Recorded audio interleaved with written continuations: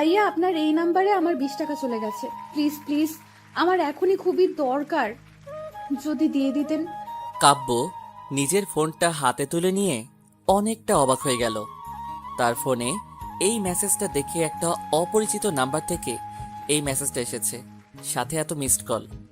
অবশ্য 1 ঘন্টা আগে মেসেজ আর কল এসেছিল, তখন কাব্য বোর্ড মিটিংয়ে ছিল। কাব্য মনে মনে হাসলো, এমন কেউ করে 20 টাকার জন্য? নিশ্চয়ই কোনো বাচ্চা হবে।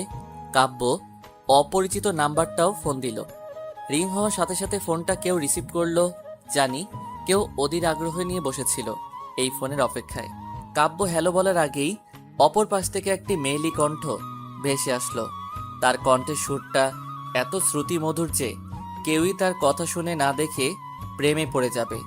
মেয়েটি অনেকক্ষণ থেকে হ্যালো হ্যালো করে যাচ্ছে, কিন্তু কাব্যর কোনো রেসপন্স পাচ্ছে না।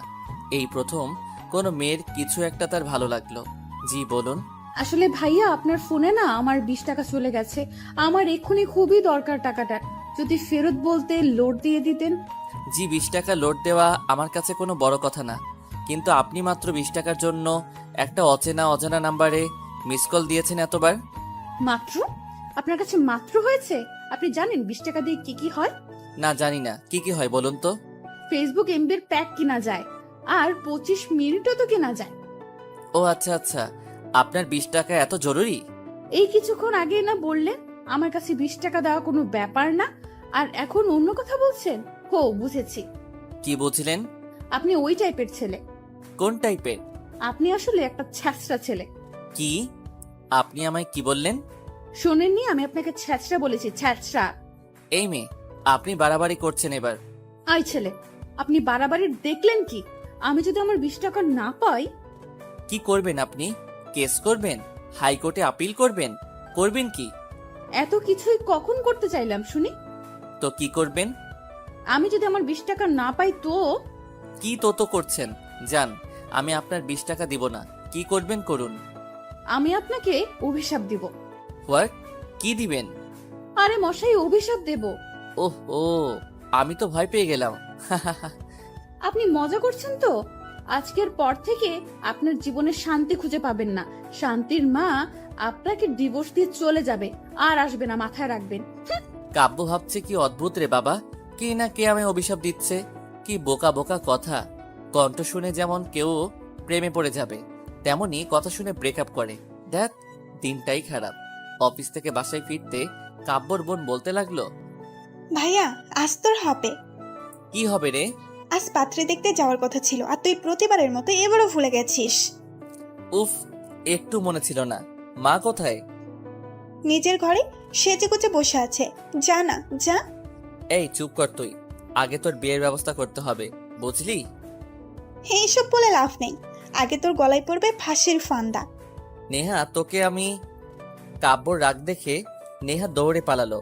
কাব্য নিজের রুমে গিয়ে ফ্রেশ হয়ে তার মা সালেহা বেগমের রুমে গেল। সালেহা বেগম মাথায় হাত দিয়ে ইজি চেয়ারে বসে আছে। সালেহা বেগমকে এমন দেখে কাব্য ভাবছে, হইছে, কাব্য আজ তোর 12টা বাজবেই। মা, আসবো? সালেহা বেগম কাব্যর কথা শুনে চুপ করে আছে। কাব্য আস্তে আস্তে এসে মায়ের কাছে বসলো, তার হাত ধরে বলল, মা তুমি জানো তো আমি কোম্পানির এমডি, আমায় কতটা কাজ করতে হয়। সবকিছুই মাঝে মনে ছিল না, তুমি রাগ করো না। কাব্য, আমার কথা তুই শুনবি। আমি কি তোমার কথা শুনি না মা? আজ যে মেয়েটাকে দেখতে যাব, তুই তাকে আমার ঘরের বউ করে নিয়ে আসবি? আমি তো দেখিনি না দেখে। থাম, এর মানে আমার মতামতের কোনো গুরুত্ব নেই তোর কাছে? হ্যাঁ, আমি ভুলে গিয়েছিলাম চৌধুরী গ্রুপের এমডি তুই অনেক বড় হয়ে গেছিস, তাই এখন আর তোর মা কথার গুরুত্ব তোর কাছে থাকবেই বা কেন? মা, এমন না, ঠিক আছে মা, তুমি যদি বলো আমায় ওই মেয়েটাকে বিয়ে করব তো ঠিক আছে। ওই মেয়ে হবে কাব্য চৌধুরীর বউ, এই চৌধুরী বাড়ির পুত্রবধূ। সত্যি বলছিস তো? হ্যাঁ, এটা তোমার ছেলের ওয়াদা। সালে বেগম অনেক খুশি, তার ছেলে তাকে এত বড় একটা কথা দিয়েছে। কাব্যর মা মিস সালেহা বেগম কাব্যকে বারবার করে বলছে, এই নে, এটা মেয়ের নাম্বার। এই যুগের ছেলে মেয়ে তোরা একটু বিয়ের আগে কথাবার্তা বলে নিবি, তাই ভালো। মা, যাচ্ছি তো দেখতে, তাতে হবে? আরে দেখা দেখি তো ফ্যামিলির মধ্যে হবে, তারপর ও তোর একটা আলাদাভাবে দেখার দরকার আছে না? না মা, আলাদাভাবে কি দেখা যাচ্ছে? সালেহা বেগম কথা বলে যাচ্ছে আর কাব্য ড্রাইভ করছে আর তার মা সাথে কথা বলছে। আমি বুঝেছি তোকে বিয়ে করতে হবে না। আমার পছন্দ করা মেয়েকে তুই গাড়ি ঘোড়া। আবার কি হলো মা? তুই যেভাবে বলছিস তাতে মনে হয় আমি তোর উপর সব চাপিয়ে দিচ্ছি। আমি খারাপ মা হতে চাই না। তুমি খারাপ মা সেটাকে আমি বলেছি? আচ্ছা ফোন নাম্বারটা নিয়ে ঝামেলা তাই তো? নেহা মার ফোন থেকে নাম্বারটা আমার ফোনে দে তো। নেহা কাব্যর ফোনে নাম্বারটা মেসেজ করে দিয়ে দিল। সালেহা বেগমের দেওয়া সময় থেকে একটু লেটে এসে তারা পৌঁছালো। পাত্রীর বাবা নিত্যন্ত শান্ত প্রকৃতির মানুষ দেখা বোঝা যায়। অনেকটা নির্জীবী প্রকৃতির প্রয়োজন ব্যতীত কথা বলেন না। প্রয়োজনের কথা বলছেন। পাত্রীর মা অত্যন্ত সুন্দরভাষী মহিলা, অনেক গুছিয়ে সাজিয়ে কথা বলতে জানেন। যেখানে একটা কথা আমরা এমনি বলে দিব সেই কথাটা তিনি সুন্দর গুছিয়ে বলবেন। পাত্রী এক ছোট ভাইও আছে শুনেছি, কিন্তু তার নাকি কোনো সেমিস্টারের পরীক্ষা, তাই সে এই মুহূর্তে এখানে উপস্থিত নেই। কাব্যর অনেক অসহ্য লাগছে। এতক্ষণ ধরে বসে আছে, এদের কথা বলা শেষ হচ্ছে না। এইসব কথা শুনতে কাব্যর আবার ভালো লাগে না। আচ্ছা কাব্য, তুই ছাদে যা আর মেয়ের সাথে কথাবার্তা বলে আয়। কিন্তু মা এখানে বলতে হয়। কাব্যর কথায় সালেহা বেগম অগ্নি দৃষ্টি নিয়ে তাকালো। কাব্য কথা না বাড়িয়ে একটা পিচ্চির সাথে ছাদে চলে গেল। ছাদে আসার কাব্যর 5 মিনিট হয়েছে, তাতে তার মেজাজ গরম হতে শুরু করেছে। কি মেয়ে দেখতে এসেছে, টাইম সেন্সটুকু নেই। সে আর কি সংসার করবে? বিয়ের পর না জানি তার জীবনটা তেনা তেনা হয়ে যায়। কাব্য নিজে ফোনটা হাতে নিতেই কারো পায়ের শব্দ পেল। এর মানে মহারানী ভিক্টোরিয়া আসছেন। আসুক তাতে আমার কি। কাব্য নেহার দেওয়া মেসেজটা দেখতে চুরির আওয়াজে ঘুরে তাকালো আর হাতের টার্চ লেগে নাম্বারটা কল চলে গেল। কাব্য অবাক হয়ে গেল। তখনই যে মেয়েটা তার সামনে দাঁড়িয়ে আছে তার ফোনটা টিং টং শব্দ করে বেজে উঠল। কাব্য মনে মনে অনেকটা বিরক্ত বোধ করলো। যদি এটা তার বাবার অফিসের মিটিং হতো, মেয়েটাকে ঘাট ধাক্কা দিয়ে বের করে দিত, কিন্তু অদ্ভুতভাবে সে তা করতে পারছে না। মেয়েটা একটু সরে গিয়ে ফোনটা রিসিভ করলো। কাব্য বিরক্তিকর দৃষ্টি নিয়ে তার দিক থেকে চোখ সরিয়ে নিয়ে নজর দিলে তার ফোনে আর সপ্তম আশ্চর্যের মতো হাঁ করে তাকিয়ে দেখছে। একবার ফোনের দিকে আরেকবার মেয়েটার দিকে। মেয়েটা যে হ্যালো হ্যালো করে যাচ্ছে, অদ্ভুতভাবে তা ফোনের বাহির থেকেও শোনা যাচ্ছে। ভাগ্যকে তো ধন্যবাদ দেওয়া উচিত, এই মেয়েটাকে সামনে পেয়েছি। এবার দেখাচ্ছি মজা। কাব্য ফোনটা হাতে নিয়ে মেয়েটির ঠিক পেছন গিয়ে দাঁড়ালো আর এই যে miss. Hello hello hello hello করছি, শুনতে পাচ্ছেন না? কানে কি তুলা গুজে আছে? আমার কান পরিষ্কার আছে। মনে হচ্ছে কানের সমস্যাটা আপনার। কি আমার কানে সমস্যা? আপনি যদি ডাক্তার দেখান ঠিক বলে দিবে আপনি কত বড় ঠসা। ও আচ্ছা আচ্ছা, তারপর? তারপর কি? কি তারপর? আপনি আমার 20 টাকা দিবেন কিনা বলুন। একটু পিছনে ঘুরুন না। কেন, কিছুই ঘুরলেই কি আমি আমার 20 টাকা পেয়ে যাব? আচ্ছা মেয়ে তো আপনি 20 টাকার জন্য যদি বলি ছাদ থেকে নিচে লাফিয়ে পড়ুন, তাই করবেন বুঝি? আমি কখন বললাম তাই করব? এক মিনিট এক মিনিট, আপনার কথা না অনেক কাছ থেকে শোনা যাচ্ছে মনে হচ্ছে। কি মনে হচ্ছে বলুন বলুন। মনে হচ্ছে আপনি আমার খুব কাছে, হ্যাঁ, পিছে দাঁড়িয়ে কথা বলছেন। ও ও, কি ও ও? এত যখন মনে হচ্ছে একটু পিছনেই ঘুরুন না। মেঘা ঘুরতেই অবাক হয়ে গেল, কারণ কিছুক্ষণ আগে যে ছেলেটা তাকে দেখতে এসেছিল সেই ছেলেটা ফোনটা হাতে নিয়ে তার পিছে দাঁড়িয়েছিল, আর এই ছেলেটা সেই ছেলে। এতক্ষণ পাগলের মতো বকবক করে যাচ্ছিল মেঘা। পিছে যে কেউ আছে তা খেয়াল করেনি। ওর মন যে কই যায় তা মাঝে মধ্যে ভেবে কুল কিনারা খুঁজে পায় না। হায় রে কপাল, মেঘা যে ছেলেটা ওকে দেখতে আসছে তার নাম্বারে 20 টাকা যেতেই হলো। আর অন্য কোনো নাম্বার কি দুনিয়ায় ছিল না? কি হতো ফোন নাম্বারটা কোনো মেয়ের হলে? এখন এই হাবলাকান্তকে আমি কি বলি? মনে মনে ভাবছে মেঘা। দুজনের মাঝে ক্ষণিকের নীরবতা। এবার মেঘা কাব্যর দিকে একটু চোখ দিল। কাব্য কালো রঙের শার্ট সাথে ব্লু জিন্স পরেছে, হাতে একটা ব্র্যান্ডের ঘড়ি আছে। গায়ের রং ধবধবে দুধের মতো হওয়া কালো রং বেশ মানিয়েছে তার স্ট্রেট চুলগুলো। হালকা বাতাসে উঠছে, বড্ড সিল্কি চুল মনে হচ্ছে। মেঘা যে তাকে এভাবে দেখছে তাতে যে কাব্যর কোনো ভ্রুক্ষেপ হচ্ছে বা আছে তা বোধগম্য হচ্ছে না। সে নিজের মতো পকেটে হাত দিয়ে দাঁড়িয়ে আছে। কাব্য কিছুই বলছে না, তাই মেঘা নিজের নখগুলো দাঁত দিয়ে কামড়াচ্ছিল। হুট করে মেঘার মাথায় আসলো, এখন তো উনি আমার 20 টাকা দিয়ে দিতে পারে, এখন তো কোনো সমস্যা নেই। আচ্ছা, এখন তো আপনি আমায় 20 টাকা রিটার্ন দিয়ে দিতে পারেন। এত কিছুর পরও তুমি তোমার 20 টাকা নিয়ে পড়ে আছো। এই 20 টাকার জন্য তুমি আমায় চেষ্টা ছেলে বলেছো। তো ভুল বলেছি আপনি মনে নিচ্ছেন কেন? রাত গেছে, কথাও গেছে, মনে রাখার কি আছে? কিন্তু রাত তো যায়নি। মেঘা মনে মনে আমি ঢোক গিলতে লাগলো। যাহ, আমার 20 টাকার আশা আমায় ছেড়ে দিতে হবে। একটু আগে রাগ লাগছে দেখে তো অনেক বড়লোক মনে হচ্ছে। এত চিপড়ে কোয়ালিটির হইলে কিভাবে সম্ভব? রাগ উঠলে আমি উল্টাপাল্টা কথা বলে ফেলি।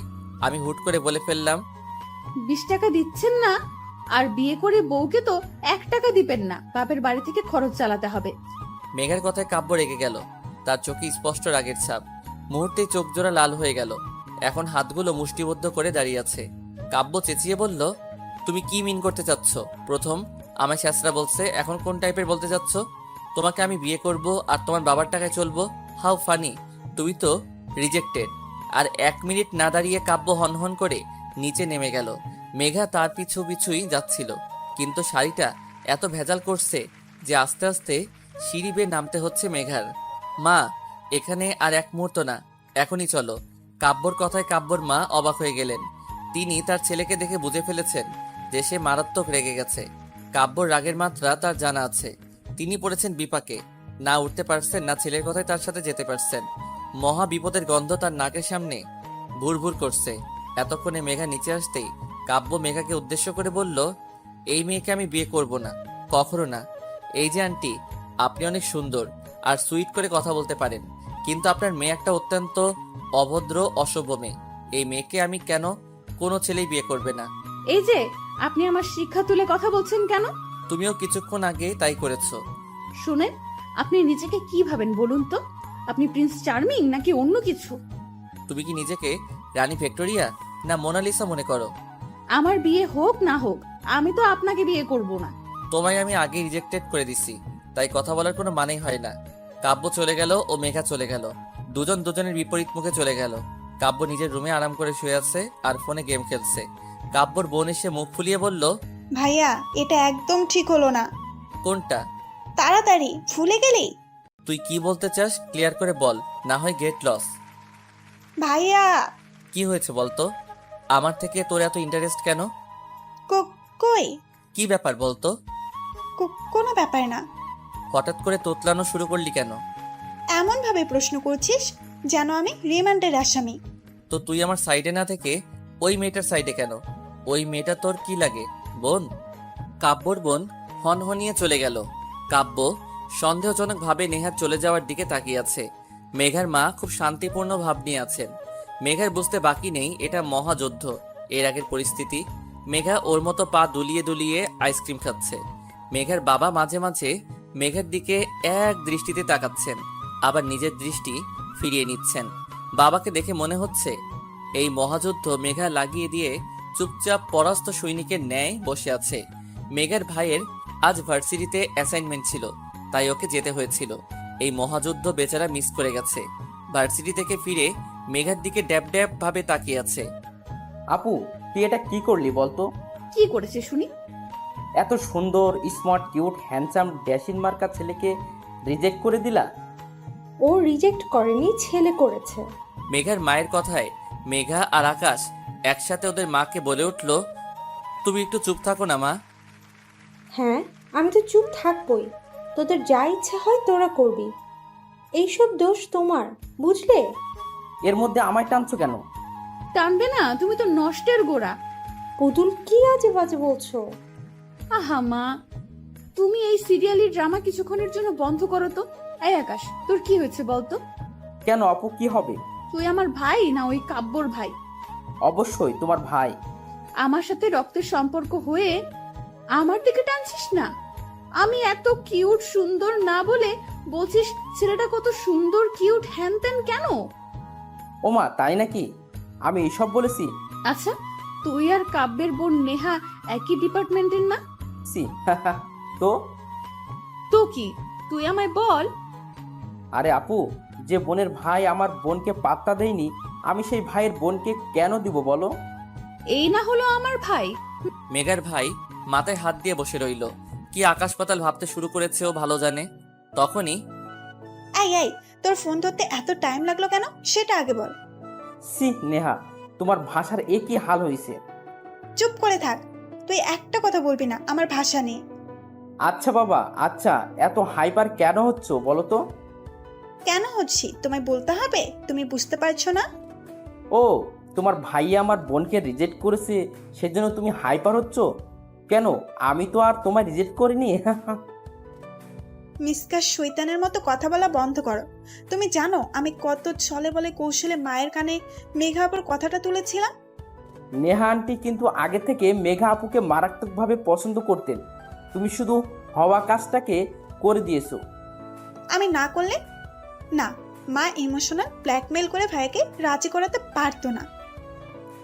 সব তো ঠিক ছিল, ওদের মাঝে এমন কি হলো যে দুজন এমন বিহেভ করলো?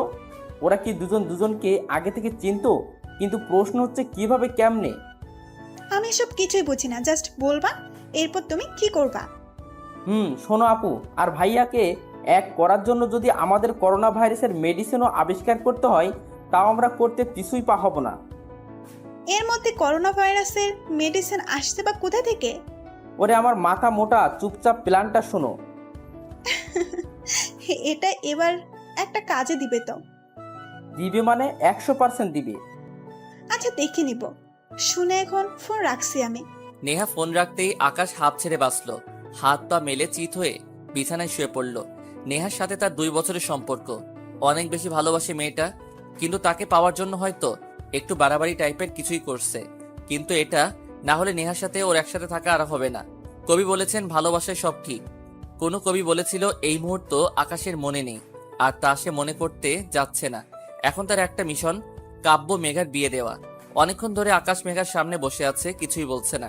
মেঘা ভ্রু কুচকে আকাশের দিকে তাকিয়ে ভাবছে আসলে ওর মতলবটা কি। আপু আসলে আমি তখন তোর সাইড নেইনি, তোর অনেক খারাপ লেগেছে। লেগেছে তো। আচ্ছা আপু, তুই এসব বিয়ে টিয়ে বাদ, তোকে ওইসব করতে হবে না। তুই এর থেকে এক কাজ কর, তুই তো একটা প্রজেক্ট ফাইল নিয়ে কাজ করছিস, একটা কোম্পানি আছে সব থেকে নাম করা আর মার্কেটে নাম্বার 1 কোম্পানি। এই কোম্পানিতে প্রথম একটা ধাপ আছে, এরা বিলিয়ার্ড যাদের প্রজেক্টটা নতুন কিছুই দিতে পারবে তাদের সাথে কোম্পানি 15 দিনের একটা ডিল করবে। এই 15 দিন তুই কাজটা করে দেখ, আমার মনে হয় ইউ ক্যান ডু ইট। তোর আইডিয়াটা আমার ভালো লেগেছে। আর তাছাড়া এই প্রজেক্টটা নিয়ে অনেক বেশি মাথা ঘামিয়েছি। এমন একটা সুযোগ সত্যি হাতছাড়া করা যায় না। বাহ, আমি কি এমনি বলি, আমার আপু কোটিতে একটা। একটা কথা এখনো বুঝতে পারছি না, তুই এত এত এইসব বিষয়ে হুট করে আগ্রহ প্রকাশ করছিস। আপু, ক্রাইম পেট্রোল দেখো ভালো কথা, কিন্তু তা থেকে ভালো কিছু শেখো। অহেতুক নিষ্পাপ বাচ্চার উপর দোষ লাগাবি না বলে দিলাম। আচ্ছা, তোকে রাখতে হবে না, আমায় কাল অফিসের অ্যাড্রেসটা দিয়ে দিস। এখনই নিয়ে নে।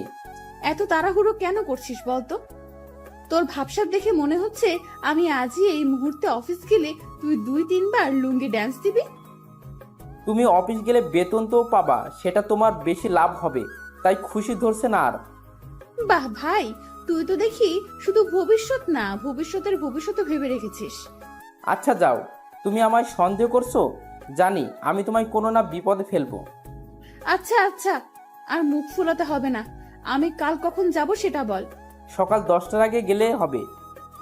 আচ্ছা ঠিক আছে, এখন তুই ফোট এখান থেকে। আপু, উপকারী উপকার তো স্বীকার কর। তুই যাবি কি না? আকাশ উঠে চলে গেল, তার মুখে বিজয়ের হাসি। এবার শুধু সব ঠিকঠাকভাবে হলেই বাঁচা যায়।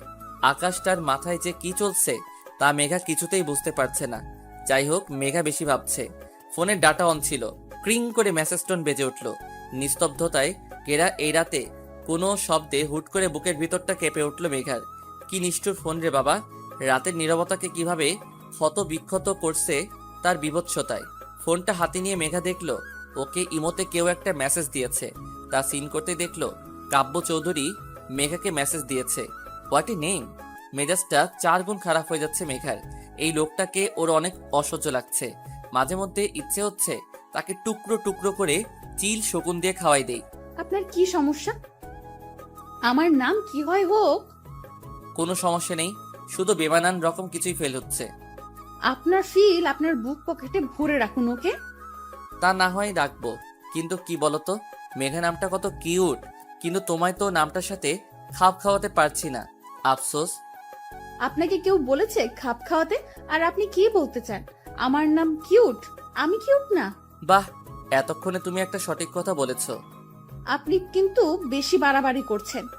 আপনাকে আমি অনেক অনেক। অভিশাপ দিবা? হ্যাঁ, পারলে তাই দিব। শুনুন, হ্যাঁ, শোনাও। আপনার না বিয়ে হবে না, হলেও বিয়ে করা বউ টিকবে না, টিকলেও আপনার বাচ্চা কাচ্চা হবে না, আর হলেও সে মানুষ হবে না, আপনার মতো শয়তানের হাড্ডি হবে। Wow, so cute. মানে? এত কিউট কিউট অভিশাপ দিতে থাকো, ঠিক আছে? আপনি আমার সাথে মজা করছেন? আজকের জন্য এতটুকু এন্টারটেইনমেন্ট যথেষ্ট, বেশি হলে আবার হজম হবে না। ভালো থাকো, বাই। নিতে পারছে না মেঘা, ফোনের ডাটাটা অফ করে ফোনটা রেখে দিল। আর ভাবতে থাকলো, শয়তান বেটা, আমায় এইভাবে বললি তো তোর জীবন তেজপাতা হয়ে যাবে। এমন মেয়ের পাল্লায় পড়বি না যে নিজের জীবনটা শেষ হয়ে যাবে। সকাল 10টা। মা, 10টা বেজে গেছে। তোমার জন্য আমার লেট হচ্ছে। প্রথম দিন যাচ্ছি, আমায় তো ওরা নিবে না, উল্টা ঘাট ধরে বের করে না দেয়। কতবার বললাম একটু আগে ডেকে দিও, ডেকে দিও, কে শোনে কার কথা? এই, মেজাজটা কম করতে শিখতো। তাড়াহুড়ো করিস না, সাবধানে যা। এই আপু, তোকে বলেছিলাম 10টায় পৌঁছতে হবে, আর তুই 10টায় বের হচ্ছিস। শোনো, আমার উঠতে লেট হয়েছে, এতে আমি কি করব? মা তো আমাদের দেরি করে ডাক দিয়েছে। আচ্ছা, বাসায় এসে কথা বলিস, এখন দৌড় লাগাতো। শোনো আকাশ, আমি ম্যারাথনের দৌড় রেসার না যে দৌড় লাগাবো। আপু, এই কচ্ছপি কন্ডিশন দেখলে তো তোকে রিজেক্ট করে দিবে বল। আই খবরদার, এই রিজেকশন করার কথা আমার সামনে বলবি না, তাহলে যা, আমি যাবই না। আচ্ছা বাবা, আচ্ছা, সরি, আর বলবো না, তুমি যাও এখন। মা, আমি আসছি। বেরিয়ে পড়লো মেঘা। নতুন জায়গা আর ফার্স্ট ডে মেঘা লেট। বাহ, সময়ের কি মূল্যায়নও না আমি করেছি। আমার প্রজেক্ট তাদের পছন্দ হবে কিনা জানি না, কিন্তু আমার টাইম সেন্স দেখে নির্ঘাত বুঝে যাবে আমি সময়ের মূল্যায়ন করতে জানি না। আমার ট্যালেন্ট কম না তা দেখাতে কিছুতেই পিছুই হটবো না। এসব ভাবছে মেঘা। অফিস পৌঁছাতে পৌঁছাতে মেঘলার আরো 25 মিনিট লেগে গেল। অফিসের ওয়েটিং রুমে বসে হাত ঘড়ির দিকে তাকাতেই দেখে 10টা 30 বেজে গেছে প্রায়। মেঘা কোনো জায়গায় চুপচাপ বসে থাকতে পারে না। অফিসের পিয়নটা সে কখন বসিয়ে রেখে চলে গেছে। আশেপাশে কাউকে পেলে সীমিত আকারে একটা আড্ডা দেওয়া যেত, তাতে মন্দ কিছুই হতো না। বিরক্তি নিয়ে উঠে দাঁড়ালো মেঘা। আশেপাশে কোনো মানুষ নামের প্রাণী দেখতে পাচ্ছে না। অফিসটা ঘুরে দেখলে মন্দ হবে না। মেঘার ভাবা মানে কাজ করা। অফিসটা বেশ বড়, ওয়েটিং রুমটা তুলনামূলকভাবে ছোট হলেও বাহিরের কাজের ডেস্কগুলো বেশ জায়গা নিয়ে বানানো হয়েছে। একটু জিনিসের দিকে চোখ যেতেই মনটা উৎফুল্লতায় নেচে উঠল মেঘার। ওর ঠিক বা পাশে একটা অ্যাকোরিয়াম। মেঘা অ্যাকোরিয়ামটার পাশে গিয়ে দাঁড়ালো। মাছের বাচ্চা কাচ্চাগুলো কি সুন্দর এই সচ্ছল পানির মধ্যে ঘুরে বেড়াচ্ছে। এই মাছগুলো এমন ছোট ছোট প্রজাতির, তাহলে এদের বাচ্চা কি এদের মতো ছোট ছোট হয়? ভাবলেশীন ভাবনায় ডুবে গেল মেঘা। হুট করে পিছু ঘুরতেই কারোর সাথে ধাক্কা খেলো। মনে হলো কোনো খাম্বার সাথে বড়সড় ধাক্কা খেয়েছে। মেঘা টাল সামলাতে না পেরে পড়ে যেতে লাগলে কেউ একজন মেঘার কোমর ধরে নিজের বুকের মাঝে নিয়ে ফেললো। তার হার্টবিট এর দুকদুকানি স্পষ্টভাবে শুনতে পারছি। মেঘা তার ছোঁয়ায় মেঘার শরীর শিহরিত হতে লাগলো। হিম ঠান্ডা বয়ে চলেছে। ব্যাপারটা লজ্জাজনক ভাবতে তাকে ধাক্কা দিয়ে সরিয়ে দিল। মেঘার ধাক্কায় সে শুধু এক পা পিছাচ্ছিল। লোকটির দিকে তাকাতেই মেঘার চোখ চরক গাছে। আরে কাব্যের বাচ্চা, কাব্য এখানে কি করে? যদিও কথাটা মনে মনে বলল মেঘা। এই মেয়ে, তোমার সমস্যা কি? আমার কোনো সমস্যা নেই, আপনি আমায় টাচ করলেন কেন? তোমায় টাচ করার কোনো ইচ্ছা আমার নেই। তুমি পড়ে যাচ্ছিলে, আমি শুধু তোমায় বাঁচিয়েছিলাম। Not at all. আপনি আমায় ইচ্ছা করে টাচ করেছেন, এখন আমি বুঝতে পারছি আপনি ওই টাইপেরও ছেলে। এখন তুমি কি মিন করতে যাচ্ছ? আমায় ক্লিয়ার করে বলবে? মেয়ে দেখলেই মাথা ঠিক থাকে না, তাদের শুধু ধরতে ইচ্ছে করে, সেই টাইপ কিছুই ছেলে হয় না, সেই টাইপ।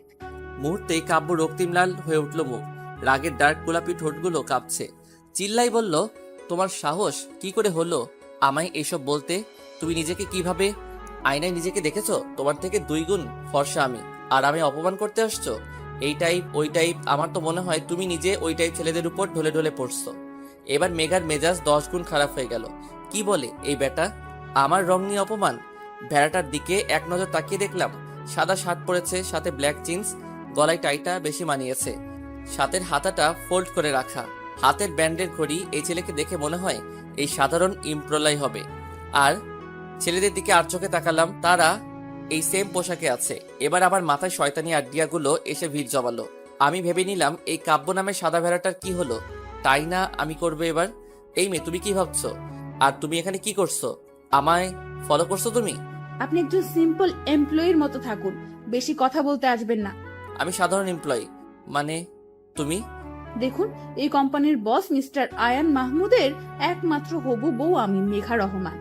আপনার বস যদি জানে না আপনি তার জান পাখির সাথে এমন টাচমি করেছেন, আপনার অবস্থা নাজেহাল করে ছাড়বে। তুমি আয়ান মাহমুদকে চিনো? আর কাল তো তোমায় আমি দেখতে এসেছিলাম। একদিনের মধ্যে কিভাবে কি হলো? আপনাকে এত মাথা ঘামাতে কে বলেছে বলুন তো? জানার কিউরিওসিটি হচ্ছে। উফ, মহা মুশকিল তো। শুনুন, আমার আর আয়ানের 4 বছরের প্রেমময় সম্পর্ক। 4 বছর? কিন্তু আয়ান মাহমুদ তো 4 বছর বিদেশে ছিলেন তোমার সাথে, কেমনি কি? এত প্রশ্ন করছেন কেন? যদি শুনতে না চান তো চুপ করে থাকুন, হয়তো প্রশ্ন করে আমায় জ্বালাবেন না। ওকে ওকে, শুধু এটা বলো, এত বড় কোম্পানির এমডি হয়েও তোমার বিয়ে কেন করছে না আমার সাথে? কেন তোমার ফ্যামিলি দিতে রাজি না? যা, মহা ঝামেলাপূর্ণ প্রশ্ন করে বসেছে। এর উত্তর একটা টাইট সাইড কিছুই দিতে হবে, না হয় বিনা কারণে ফেসে যাবে। আর অহেতুক নিজেকে আয়ান মাহমুদের হবু বউ বলাই জেলে যেতে পারি। এই ছোট বয়সে জেলে যাওয়া যাবে না। কি বলি ভাবছে মেঘা। আসলে সমস্যাটা কি হচ্ছে আয়ানের? কি আয়ানের? আয়ান মাল খায়। কি? সরি, মানে আয়ান ড্রিঙ্ক করে। সরি, এটা বাবার খুব অপছন্দনীয় বিষয়। আসলে বড়লোক বাবার একমাত্র ছেলে একটু একটু তো খাবে, এতে অপছন্দের কি আছে? আমার তো ড্রিঙ্কস করা ছেলে স্বামী হিসেবে বেশ পছন্দ। কাব্যর চোখের দিকে তাকাতেই মেঘা চুপ হয়ে গেল। তার চোখে মুখে স্পষ্ট রাগের ছাপ। সে রাগে ফুসফুস করছে, তা ভালো বোঝা যাচ্ছে। মেঘা তো আয়নের কথা বলছে, তাহলে কাব্য কেন রাগে জ্বলছে? ও বুঝেছি, জেলাস ফিল করছে। How cheap. কাব্য দেখে এবার ভয় হওয়াটাই স্বাভাবিক। রাগে চোখটি লাল হয়ে উঠেছে, ডার্ক গোলাপি ঠোঁটগুলো কামড়ে ধরে আছে। একপাশে শার্টের হাতের ফোলটা অগোছালো হয়ে উঠেছে। সেদিকে ব্রুকেপ না দিয়ে কাব্য 1 পা 2 পা করে মেঘার দিকে এগিয়ে যেতে লাগলো। অদ্ভুতভাবে মেঘার ভয় লাগছে। কাব্যকে সে ভয়ে কুকিয়েছে। কাব্য এগিয়ে আসছে আর মেঘা মাথা নিচু করে পিছিয়ে যাচ্ছে। মেঘার পিঠ ঠেকে গেল দেয়ালে। এই পাশ ওই পাশ তাকাতে কাব্য ঠিক ওর সামনে এসে দাঁড়ালো। কাব্য এক হাত পকেটে রেখে অন্য হাত দেয়ালে রেখে বাঁকা হয়ে মেঘার দিকে ঝুঁকে দাঁড়ালো। অনেক কাছে থাকা সত্ত্বেও কাব্য মেঘাকে টাচ করেনি, আর তার খুব কাছে শুধু দাঁড়িয়ে আছে। মেঘার ভয় যায় অবস্থা। দৌড়ে পালানোর সুযোগ পেলে হয়তো ম্যারাথন রেসারকেও হার মানাবে। মিস মেঘা, জি। তুমি কি বলছিলে জানো? কই কি বলেছি? কিছুই বলিনি তো। কিছুই বলনি মেঘা? কাব্যর মেঘার ফেসটা দেখতে অনেক ভালো লাগছে। ভয়ের ছাপ স্পষ্ট। ভয়ে বাচ্চাদের মতো চোখ বন্ধ করে আছে। কাব্য মেঘার থেকে সরে এসে বলল, তুমি কি বললা মেঘ? আমি কই? তুমি কি বললা মেঘা? তুমি আয়ন মাহমুদের হবু বউ? মেঘা নিশ্চুপ। সব সময় ফাইজলামো করলে যে হয় না তা এখন হারে হারে বুঝতে পারছে সে। এই লাল রাক্ষস আমার সাথে এখনই কি করবে কে জানে। এইসব ভাবছে মেঘা কাব্যর পাশে একটা ছোটখাটো ড্রেস পরা মেয়ে এসে দাঁড়ালো। অফিসের এমপ্লয়ি। মেঘার মেয়েটাকে দেখে মনে হচ্ছে বড্ড অভাব অনটনের ফলে জামার বাকি অংশ বিক্রি করে দিয়েছে। আহারে বেচারি।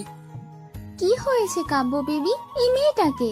ও তিশা, মিট। উনি নাকি আয়ন মাহমুদের হবু বউ। ও মাই গড, সিরিয়াসলি?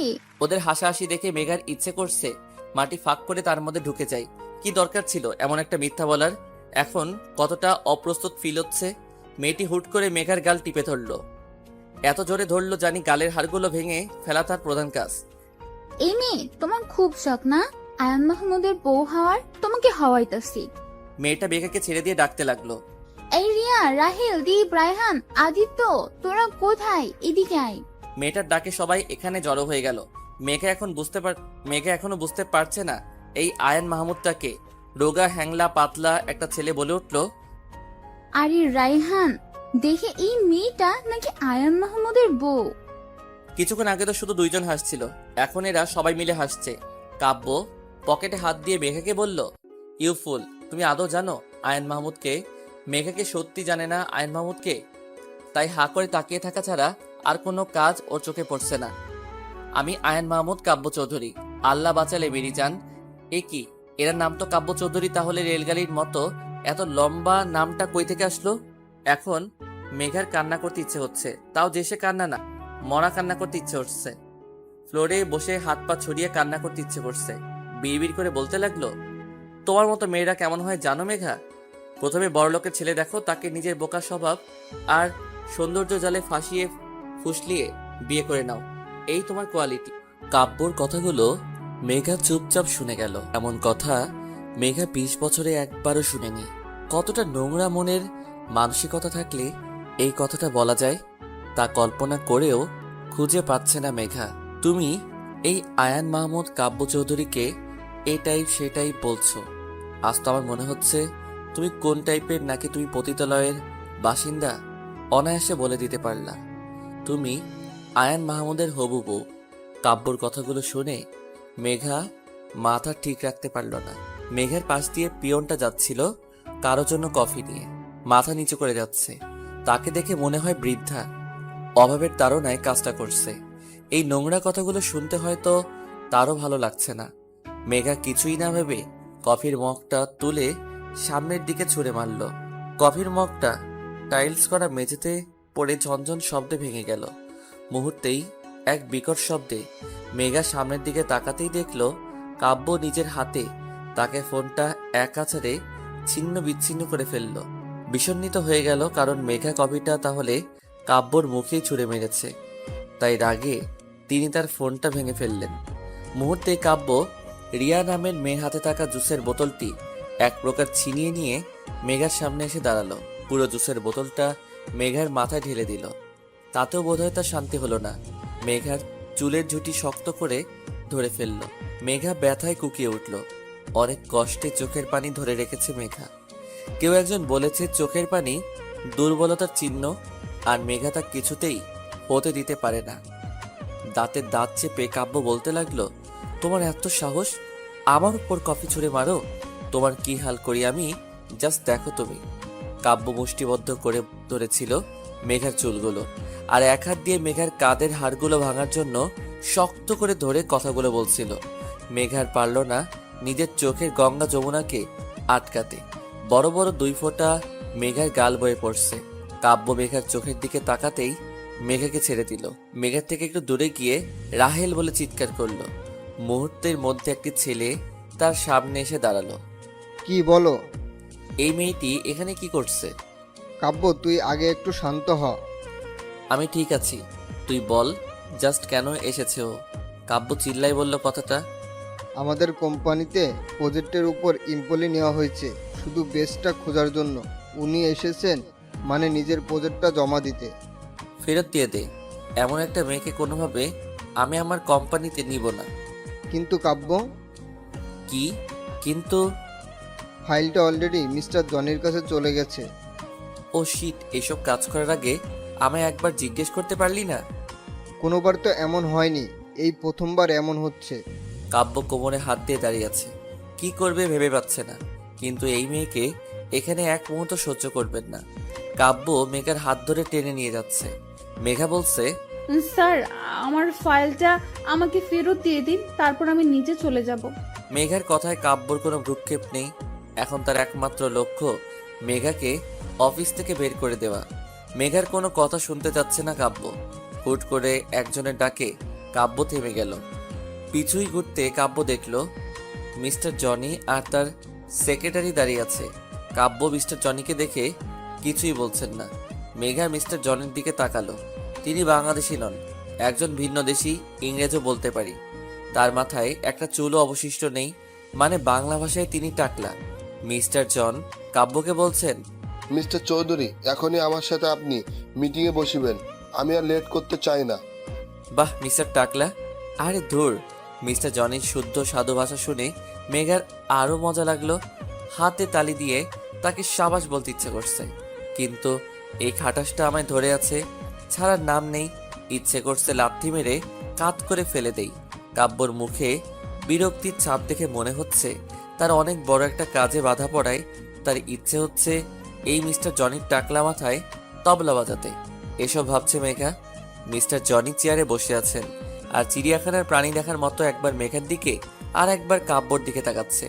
কাব্যর শার্টটা পুরো নষ্ট হয়ে গেছে কফি ফেলার কারণে, আর মেঘার মাথার উপর জুস ফেলায় তার চুলগুলো চুপসে এলোমেলো হয়ে আছে। কাব্য নিজের শার্টের হাতাটা ভাঁজ করতে ব্যস্ত, আর মেঘা নিজের চুলগুলো গোছাতে। মিস্টার জনি বলে উঠলেন। মিস্টার জনি খুবই গম্ভীরভাবে বলতে লাগলেন, মিস্টার চৌধুরী, আমি এসব কি দেখতেছি? আপনাদের কি কোনোই ইন্টারেস্ট নেই? মিস্টার জনি, আপনি ভুল ভাবছেন। অ্যাকচুয়ালি কিছুই প্রবলেমের জন্য আমার একটু লেট হলো, তাছাড়া আর কিছুই না। টাকলার কথায় বা কাব্যর কথায় মেঘার ভ্রুক্ষেপ নেই। মেঘার কালো রঙের ফাইলটা শুধু ওর চোখের সামনেই ভাসছে। মেঘার ইচ্ছে হচ্ছে দৌড়ে নিয়ে পালাই, কিন্তু তা পারছে কই। এটা আমার ফাইল, আমি নিতে পারি, এসবই ভাবছে মেঘা। মিস্টার জনি মেঘার ফাইলটা নিয়ে বলল, ইহা কি আপনার মিস? জি স্যার, আপনার নাম কি জানিতে পারি? জি, আমার নাম মেঘা রহমান। আপনি এই প্রজেক্টটা পাইবার যোগ্যতা সম্পূর্ণ একজন। আপনি এই কাজটা ভালো করিতে পারিবেন কি বলেন মিস্টার চৌধুরী? না, এই মেয়েটা এই কাজটা করবে না, আমরা অন্য কাউকে দেখে নিব। অবশ্য বেটার কাউকে পাবো। স্যার, যদি আপনি আমার সাথে আপনার পার্সোনাল প্রবলেমটা ভুলে আমার ফাইলটা দেখে আমার যোগ্যতা নির্ণয় করেন তাহলে ভালো হবে। মেঘার প্রথমবার ভালো কিছুই বলল বলে কাব্যর বোধ হলো। ফাইলটা নিয়ে চোখ বোলাতে লাগলো। কাব্য হতবাক। এই মেয়ে এই সুন্দর ডিসক্রিপশন দিয়ে প্রজেক্টটা বানিয়েছে। এই মেয়ের মাথায় তো বুদ্ধি নেই, এক নম্বরের ডাফার। কিন্তু ওর কাজের জন্য সত্যি এই জবটাও ডিজার্ভ করে। কাব্য চুপচাপ দাঁড়িয়ে আছে, ফাইলটা পড়ছে আর কপালে ভাঁজ হয়ে গেছে। নিচের ঠোঁটটা কামড়ে ধরে পড়ে চলেছে। কিছুক্ষণ পর কাব্য বলল, মিস মেঘা, আপনি এই কাজটার জন্য পারফেক্ট। আমাদের ফর্মালিটিগুলো দেখে সাইন করে নিন।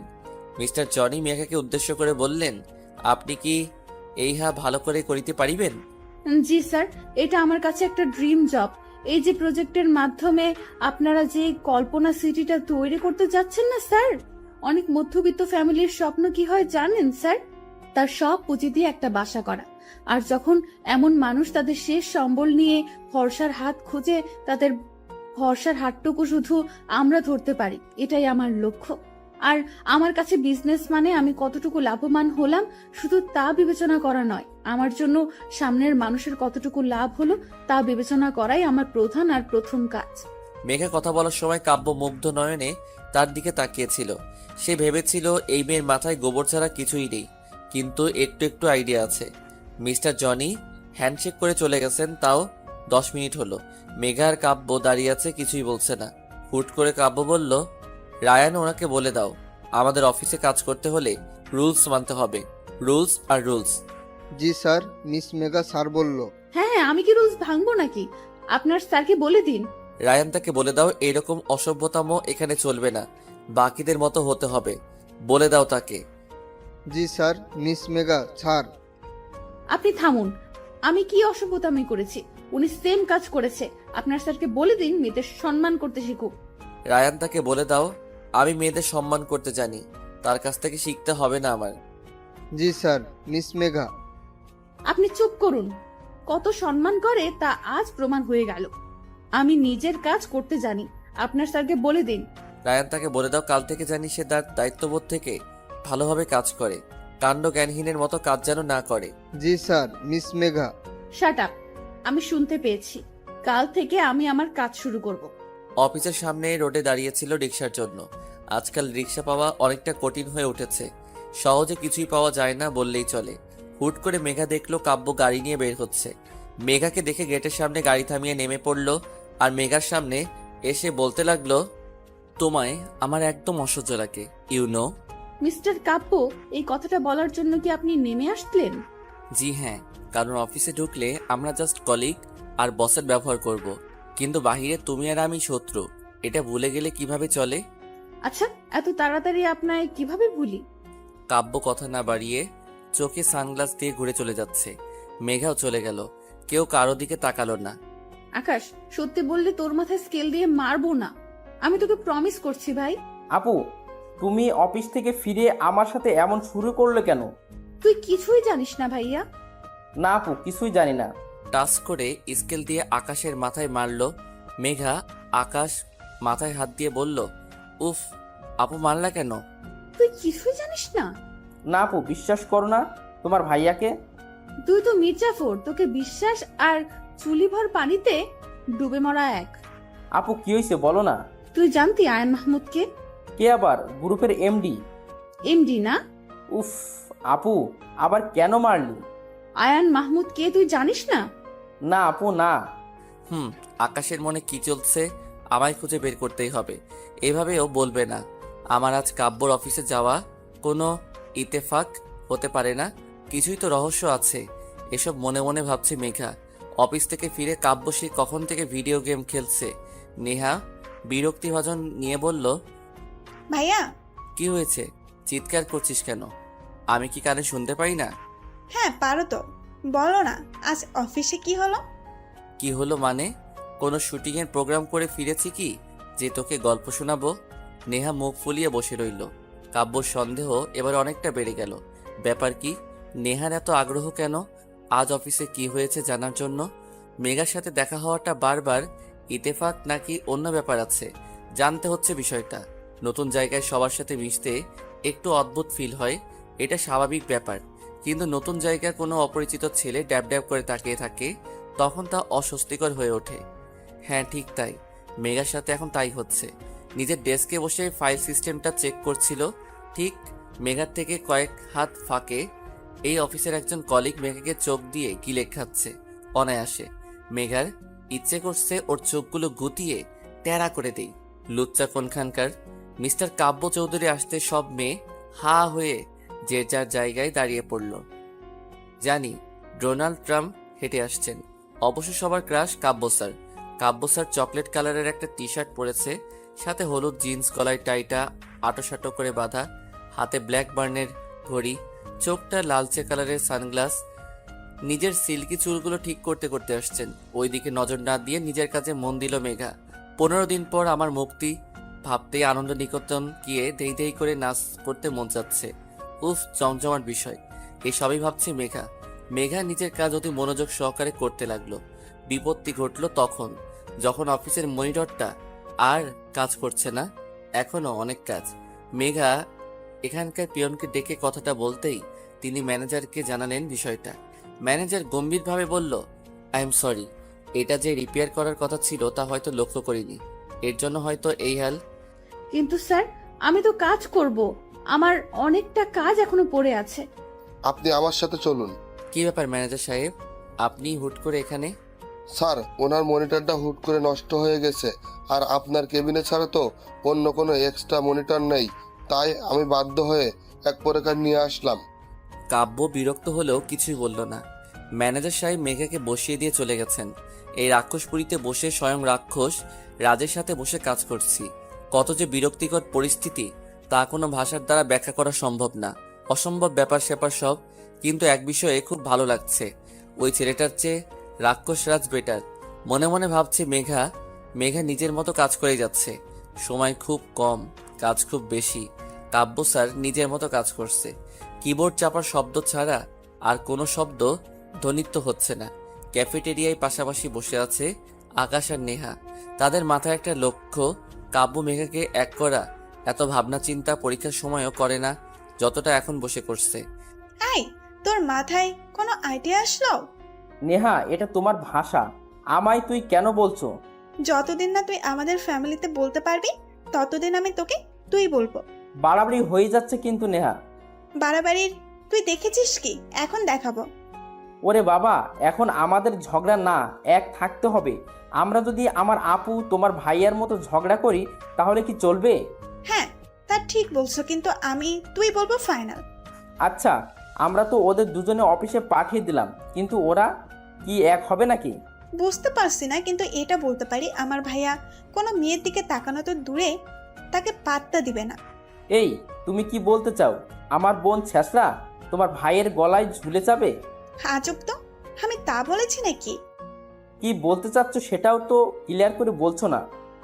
আচ্ছা, আমার ভাই যদি কিছুই না করে, তোমার বোনও যদি কিছুই না করে, তবে কেমনে কি? নেহার কথায় আকাশ নেহা দুজনে কপালে হাত দিয়ে বসে রইল।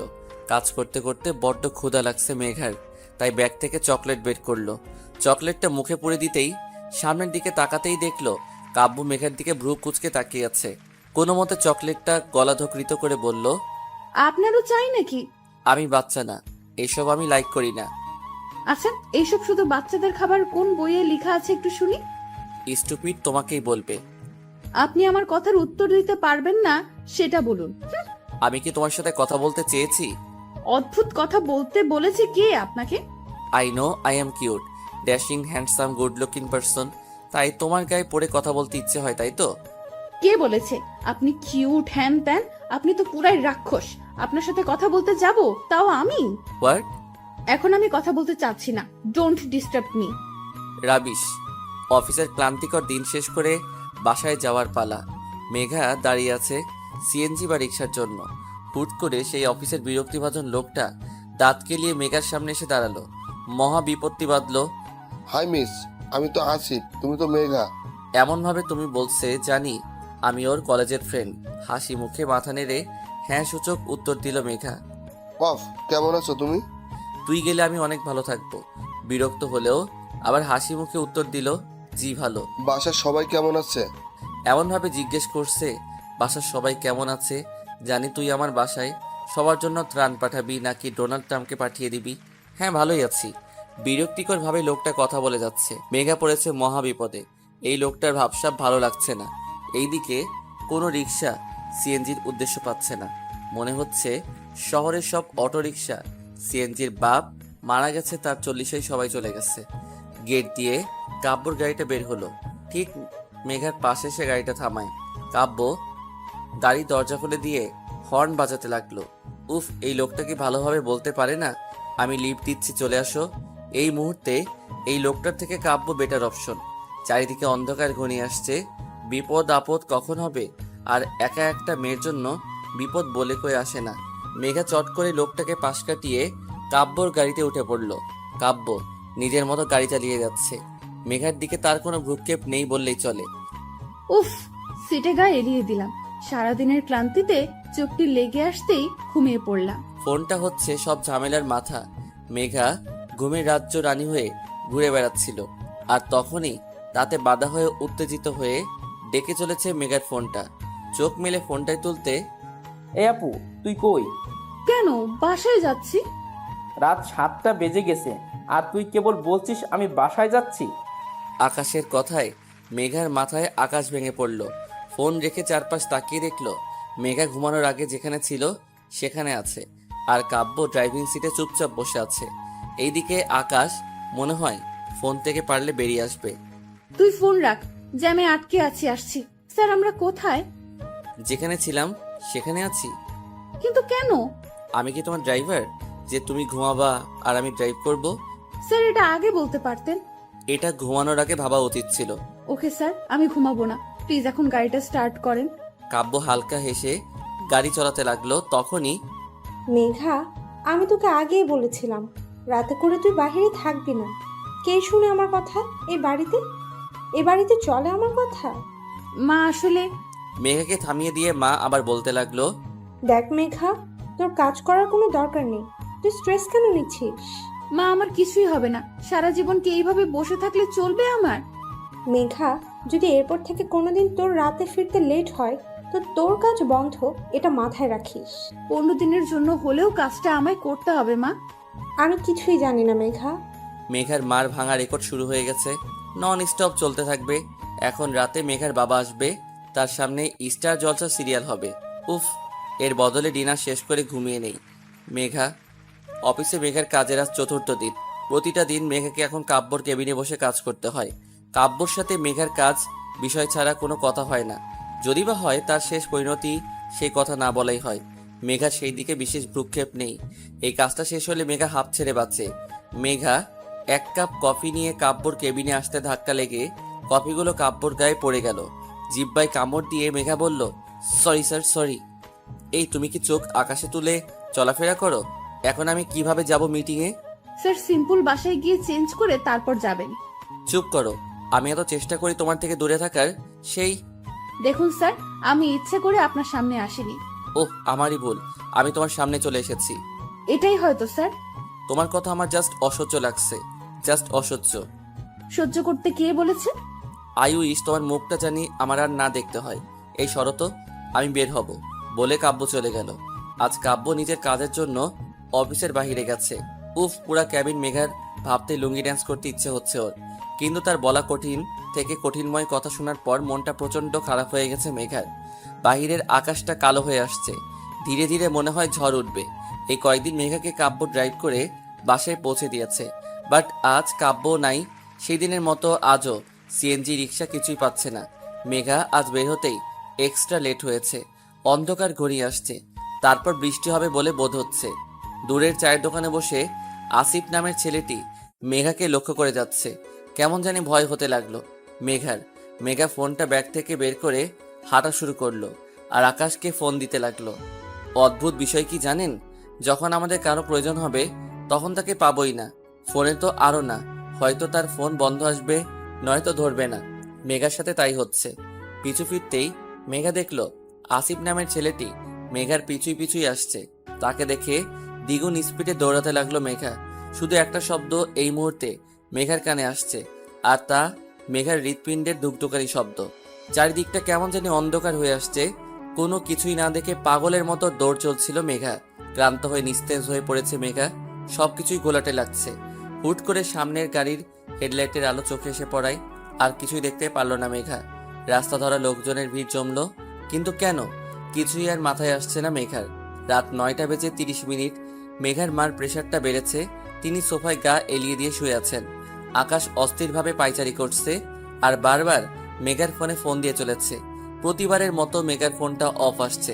বাহিরে প্রচুর বৃষ্টি হচ্ছে, এক ঝড় তুফানে এলোমেলো করে দিচ্ছে শান্ত শহরটাকে। আকাশ বসে না থেকে রেইনকোটটা পরে বাইকের চাবিটা নিয়ে যেতেই মেঘার মা বললেন, তোর বাবা 2 দিনের কাজে বাহিরে গেছে, তাকে বিষয়টা জানাবো? না মা, বাবাকে এখন কিছুই বলা ঠিক হবে না। আচ্ছা। আকাশ যেতেই আবার মেঘার মা বলে উঠল, হ্যাঁ রে, মেঘার কিছুই হবে না তো? ভয়ে আকাশের মুখটা চুপসে গেল। আপুর যদি কিছু হয় তার জন্য শুধু সে দায়ী থাকবে, এসব তার জন্য হচ্ছে। আকাশ আর কিছুই না বলে বেরিয়ে গেল। তুমুল বৃষ্টির মধ্যে মেঘাকে আকাশ অনেক জায়গায় খুঁজলো, কিন্তু না পেয়ে বাধ্য হয়ে কাব্যদের বাসায় গেল। 10:20 এই ঝড় বৃষ্টির রাতে কে আসতে পারে তা ভাবে বাড়ির কাজের লোকটা দরজাটা খুলে দিল। চুপ সে ভিজে গেছে আকাশ ভিতরে এসে বলল, কাব্য ভাইয়া বাসায় আছেন? অদ্ভুতভাবে তাকিয়ে আছে কাজের লোকটি, কোনো উত্তর দিচ্ছে না সে। এবার আকাশ চেঁচিয়ে বলল, কাব্য ভাইয়া বাসায় আছে? আকাশের চিৎকার শুনে নেহা নেমে এসে অবাক হয়ে গেল। এই বৃষ্টির রাতে সে এখানে? তুমি এখানে কি করছো? কাব্য ভাইয়া কই? কেন উপরে? আকাশ নেহার হাত ধরে উপরের দিকে নিয়ে গেল। নেহাকে আর কোনো কথা বলার সুযোগ দিল না। কাব্যর রুমের সামনে এসে নেহা অনেকক্ষণ ধরে ডেকে যাচ্ছে। কাব্যর কোনো সারা শব্দ পাচ্ছে না। অনেকক্ষণ পর কাব্য উঠে এসে বলল, কি হয়েছে নেহা? চোখ ডলতে ডলতে এসে দরজা খুলে দাঁড়ালো। আকাশকে দেখে কাব্য অনেকটা হতবাক হলো। এই ছেলেটা এত রাতে এখানে কি করছে? ভাইয়া, আপনি মেঘা আপুকে দেখেছিলেন? কেন, মেঘা বাসায় ফিরেনি? না ভাইয়া, এখনো না ফোনে পাওয়া যাচ্ছে না, সব জায়গায় খুঁজেছি, কোথাও নেই। কি বলছো কি তুমি? আজ আমি অফিসে ছিলাম না, কাজে বাইরে গেছিলাম, সেখান থেকে সোজা বাসায় আসছি। তাহলে মেঘা? হলরুমের সোফায় মাথা নিচু করে বসে আছে আকাশ, পাশে দাঁড়িয়ে আছে নেহা। কাব্য বারবার মেঘার ফোনে ফোন দিচ্ছে, কিন্তু তা বন্ধ আসছে। কিছুক্ষণ পর আকাশের ফোনে ফোন এলো, মেঘার ফোন। আকাশ তাড়াহুড়ো করে ফোনটা ধরলো আর বলল, এই আপু, তুমি কই? কখন থেকে ফোন দিচ্ছি। সরি স্যার, আমি আপনার বোন নই। তো আপনি কি? আমার বোন কই? স্যার, আপনার বোনের অ্যাক্সিডেন্ট হয়েছে, সিটি হাসপাতালে আছে। এইটুকু শুনে আকাশের হাত থেকে ফোনটা পড়ে গেল। কাব্য এসে আকাশকে ধরলো, বলল, কি হয়েছে? আপুর অ্যাক্সিডেন্ট হয়েছে? কই আছে, কোন হসপিটালে? City hospital? কাব্য দৌড়ে গাড়ির চাবিটা নিয়ে বেরিয়ে পড়ল। কিভাবে জানি সে এত দৌড়ে চলছে সে জানে না। আজকের একটা কথা কাব্যর মনে হচ্ছে, আই উইশ তোমার মুখটা আর দেখতে না হয়। বারবার নিজের বলা কথাটা কানে বাজছে কাব্যর। বৃষ্টিধারা থাকে থামাতে পারছে না। সে জোরে জোরে ড্রাইভ করে চলেছে। সিটি হসপিটালে আসতেই সবাই অনেকটা অবাক হয়ে কাব্যর দিকে তাকিয়ে আছে। কাব্য 3/4 প্যান্ট পরে আছে, সাথে নীল টি শার্ট, পায়ে বাসায় পরা স্লিপার। কাব্য রিসেপশনে এগিয়ে যেয়ে বলল, Megha? Accident case sir. G. I am sorry sir. মানে? না না, আমি ইঞ্জেকশন দিব না, আপনি বোঝার চেষ্টা করুন। আমার কাছ থেকে এটা দূরে রাখুন, দূরে রাখুন বলছি। মেঘা রাগান্বিত হবে নার্সকে কথাটা বলছে। মেঘার একপাশে সাদা অ্যাপ্রন পরা মেয়ে দাঁড়িয়ে অনেক বিরক্তভাবে তাকে দেখছে, আর মেঘা অনর্গল কথা বলে যাচ্ছে নার্সের সাথে। দেখুন, এই যে এই সুইটা, বুঝতে পারছেন এটা শরীরে ঢুকে গেলে কি বিশ্রী অবস্থা হবে আপনি ভাবতে পারছেন? কাব্য অবাক হয়ে এসব দেখছে। কাব্যর সাথে আসা নার্স কাব্যকে উদ্দেশ্য করে বলে উঠল, স্যার, আমার ডক্টররা ক্লান্ত, প্লিজ আপনি কিছুই করুন প্লিজ স্যার। কাব্য ঘাড় কাত করে হ্যাঁ সূচক উত্তর দিল আর নার্সটা চলে গেল। কাব্য কেবিনে ঢুকতে মেঘা বলল, স্যার দেখুন না প্লিজ, আমার ইঞ্জেকশনটা লাগাতে বারণ করুন প্লিজ, আমার রিকোয়েস্ট, এটা শুনছে না। মেঘা তোমার মাথায় দেখো কতটা লেগেছে, এটা তোমায় নিতে হবে, বাচ্চাদের মতো করো না। নো, আমি নিব না, একদম ক্লিয়ার। মেঘা তুমি কি বাচ্চা যে এত ছোট ইঞ্জেকশন তোমার অনেক বড় ক্ষতি হয়ে যাবে? স্যার আপনি বুঝতে পারছেন না, এই ইঞ্জেকশনটা যখন আমার গায়ে লাগাবে তখন কতটা ব্যথা লাগবে আমার। OMG! মেঘা কিছুই হবে না, জাস্ট একটু লাগবে, একটু। না না না না না স্যার, না না, আমি লাগাবো না। এত হট্টগোলের মধ্যে কেবিনের দরজা খুলে ভিতরে ঢুকলেন ডক্টর আহাদ। তিনি কাব্যর কাঁধে হাত রাখতে কাব্য উঠে দাঁড়ালো মেঘার বেড সাইডে। তিনি বসে মুচকি এসে মেঘাকে বললেন, আপনি চকলেট পছন্দ করেন? হ্যাঁ ডক্টর, খুবই। আপনার জন্য আমার কাছে চকলেট আছে। বাঁ পকেট থেকে আহাদ চকলেট বের করে মেঘার দিকে বাড়িয়ে দিল। মেঘা চকলেট খাচ্ছে। আহাদ হাসি মুখে মেঘাকে জিজ্ঞেস করলো, আচ্ছা, আপনার নামটা তো জানাই হলো না। ও ডক্টর, আমার নাম মেঘা রহমান। আপনার?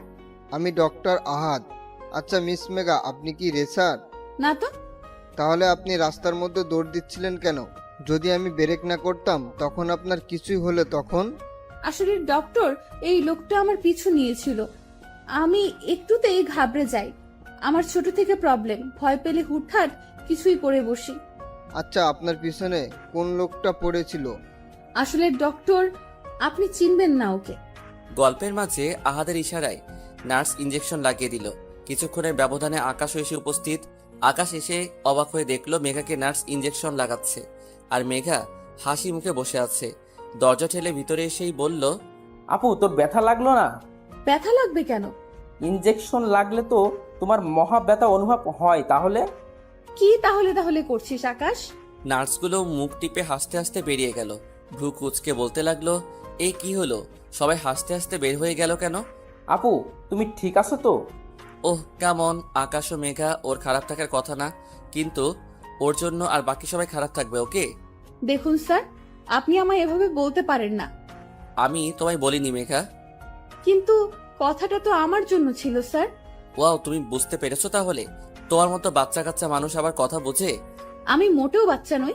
শাট আপ মেঘা, এটা একটা হসপিটাল, ঝগড়া করার প্লেস না। কিন্তু আপনি। Shut up. কাব্যর কথায় মুখ ফুলিয়ে বসে থাকলো মেঘা। কাব্য ডক্টর আহাদের সাথে হ্যান্ডশেক করতে করতে বলল, হ্যালো ডক্টর, আমি আয়ান মাহমুদ, কাব্য চৌধুরী। হ্যালো, আমি মাসুদ রায়হান আহমেদ।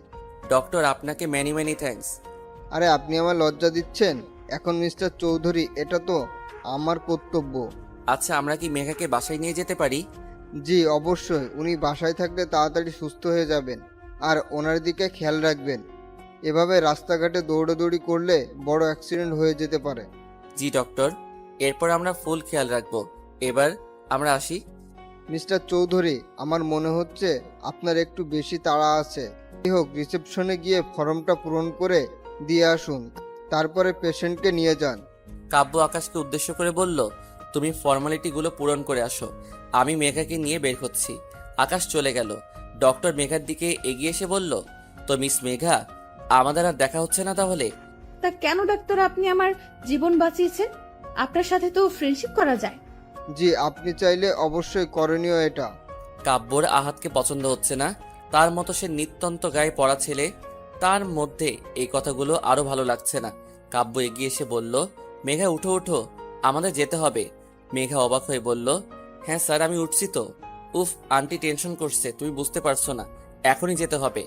মেঘা ডক্টরকে আরো কিছুই বলতে যাবে, তখন কাব্য মেঘাকে থামিয়ে দিয়ে বলল, ডক্টর আপনার সাথে আমরা অন্য সময় মিট করব, এখন তো আমাদের আসতে হচ্ছে, সরি ডক্টর। মেঘা তুমি এখনো বসে, চলো চলো। কাব্য মেঘাকে নিয়ে বেরিয়ে গেল। আহাদ মেঘার যাওয়ার পানে তাকিয়ে আছে। অদ্ভুতভাবে মেয়েটা তার ভালো লেগে গেছে। কাব্য মেঘাদের ড্রয়িং রুমে সোফায় বসে, তার অদ্ভুত লাগছে। পরনে 3/4 প্যান্ট, সাথে টি শার্ট। মেঘার মা কাব্যকে বলতে লাগলো, তুমি না থাকলে কি যে হতো বাবা। মেঘা তার মাকে বাধা দিয়ে বলল, স্যার কিছুই করেননি, সব তো করেছেন ডক্টর আহাদ, উনি তো। মেঘাকে কাব্য থামিয়ে দিয়ে বলল, আন্টি আপনি টেনশন করবেন না, কাল থেকে আমার ড্রাইভার মেঘাকে ড্রপ করে নিয়ে যাবে, আসবে। কাব্য, তুমি যে কথাটা শুনিয়ে কতটা শান্তি দিলে আমায়, তা বলার মতো না। দেখো কখন থেকে কথা বলে যাচ্ছি, আমি তোমার জন্য চা নিয়ে আসি। আন্টি আপনি ব্যস্ত হবেন না, এত রাতে আর কিছুই করতে হবে না আপনাকে। আমি অন্যদিন এসে আপনার হাতের চা খেয়ে যাব। আর এখন আপনি একটু রেস্ট নিন, আমি উঠি। কাব্য চলে গেল। কাব্যর খুব বিরক্ত লাগছে, সে কোনোভাবে ডক্টর আহাদকে সহ্য করে উঠতে পারছে না, তাকে সহ্য না করার কোনো কারণও খুঁজে পাচ্ছে না। এই বিষয় নিয়ে সে বেশ চিন্তিত। তখনই মা, তোমার কি দরকার ছিল বলো তো কাব্য স্যারকে বলার আমি তার গাড়িতে যাব? মেঘা, তুই বেশি বুঝিস না। কাব্য যা বলছে তোর ভালোর জন্য বলছে। মা, সে আমায় ভালো বোঝার কে? আকাশ আছে না, ও আমায় অফিসে দিয়ে আসবে, নিয়ে আসবে। অন্য কারো সাহায্য আমি কেন নেব? দেখ মেঘা, তুই এভাবে যেতে পারলে যা, না হলে তোর কাজ করার কোনো দরকার নেই, বাসায় থাক। মা, আমার কথা আমি বলে দিয়েছি, এখন তোর যেতে হলে যা, থাকতে হলে থাক। মাকে বোঝানো অসম্ভব। মা একবার যেটা বুঝেছেন সেটা তিনি করবেন, তাকে বলে কোনো লাভ হবে? শুধু শুধু বৃথা চেষ্টা। মেঘা বাধ্য হয়ে কাব্যর পাঠানো গাড়ি করে অফিসে আসলো। অফিসে ঢুকতে একটা গন্ডগোল হচ্ছে, তা বেশ আন্দাজ করতে পারলো মেঘা। কাব্য আজ কালো কোট প্যান্ট পরেছেন, তার স্ট্রেট করা চুল, হাতে হোয়াইট চেইনের ঘড়ি। কাব্যর এইরকম মার্কা ফেসে ওর আগের আবির্ভাব বেশ পরিলক্ষিত। আরে রে, এই লোকটা বোধহয় না রেগে থাকতে পারে না, রাগ ওনার ফেভারিট মোড। কি হচ্ছে জানার জন্য এগিয়ে আসলো মেঘা। মেঘা চমকে উঠল, ওই আসিফ নামের ছেলেটি মাথা নিচু করে দাঁড়িয়ে আছে। মেঘা তো কাব্যকে কিছুই বলেনি, তাহলে তিনি কি অন্য কিছু নিয়ে কথা বলছেন ছেলেটার সাথে?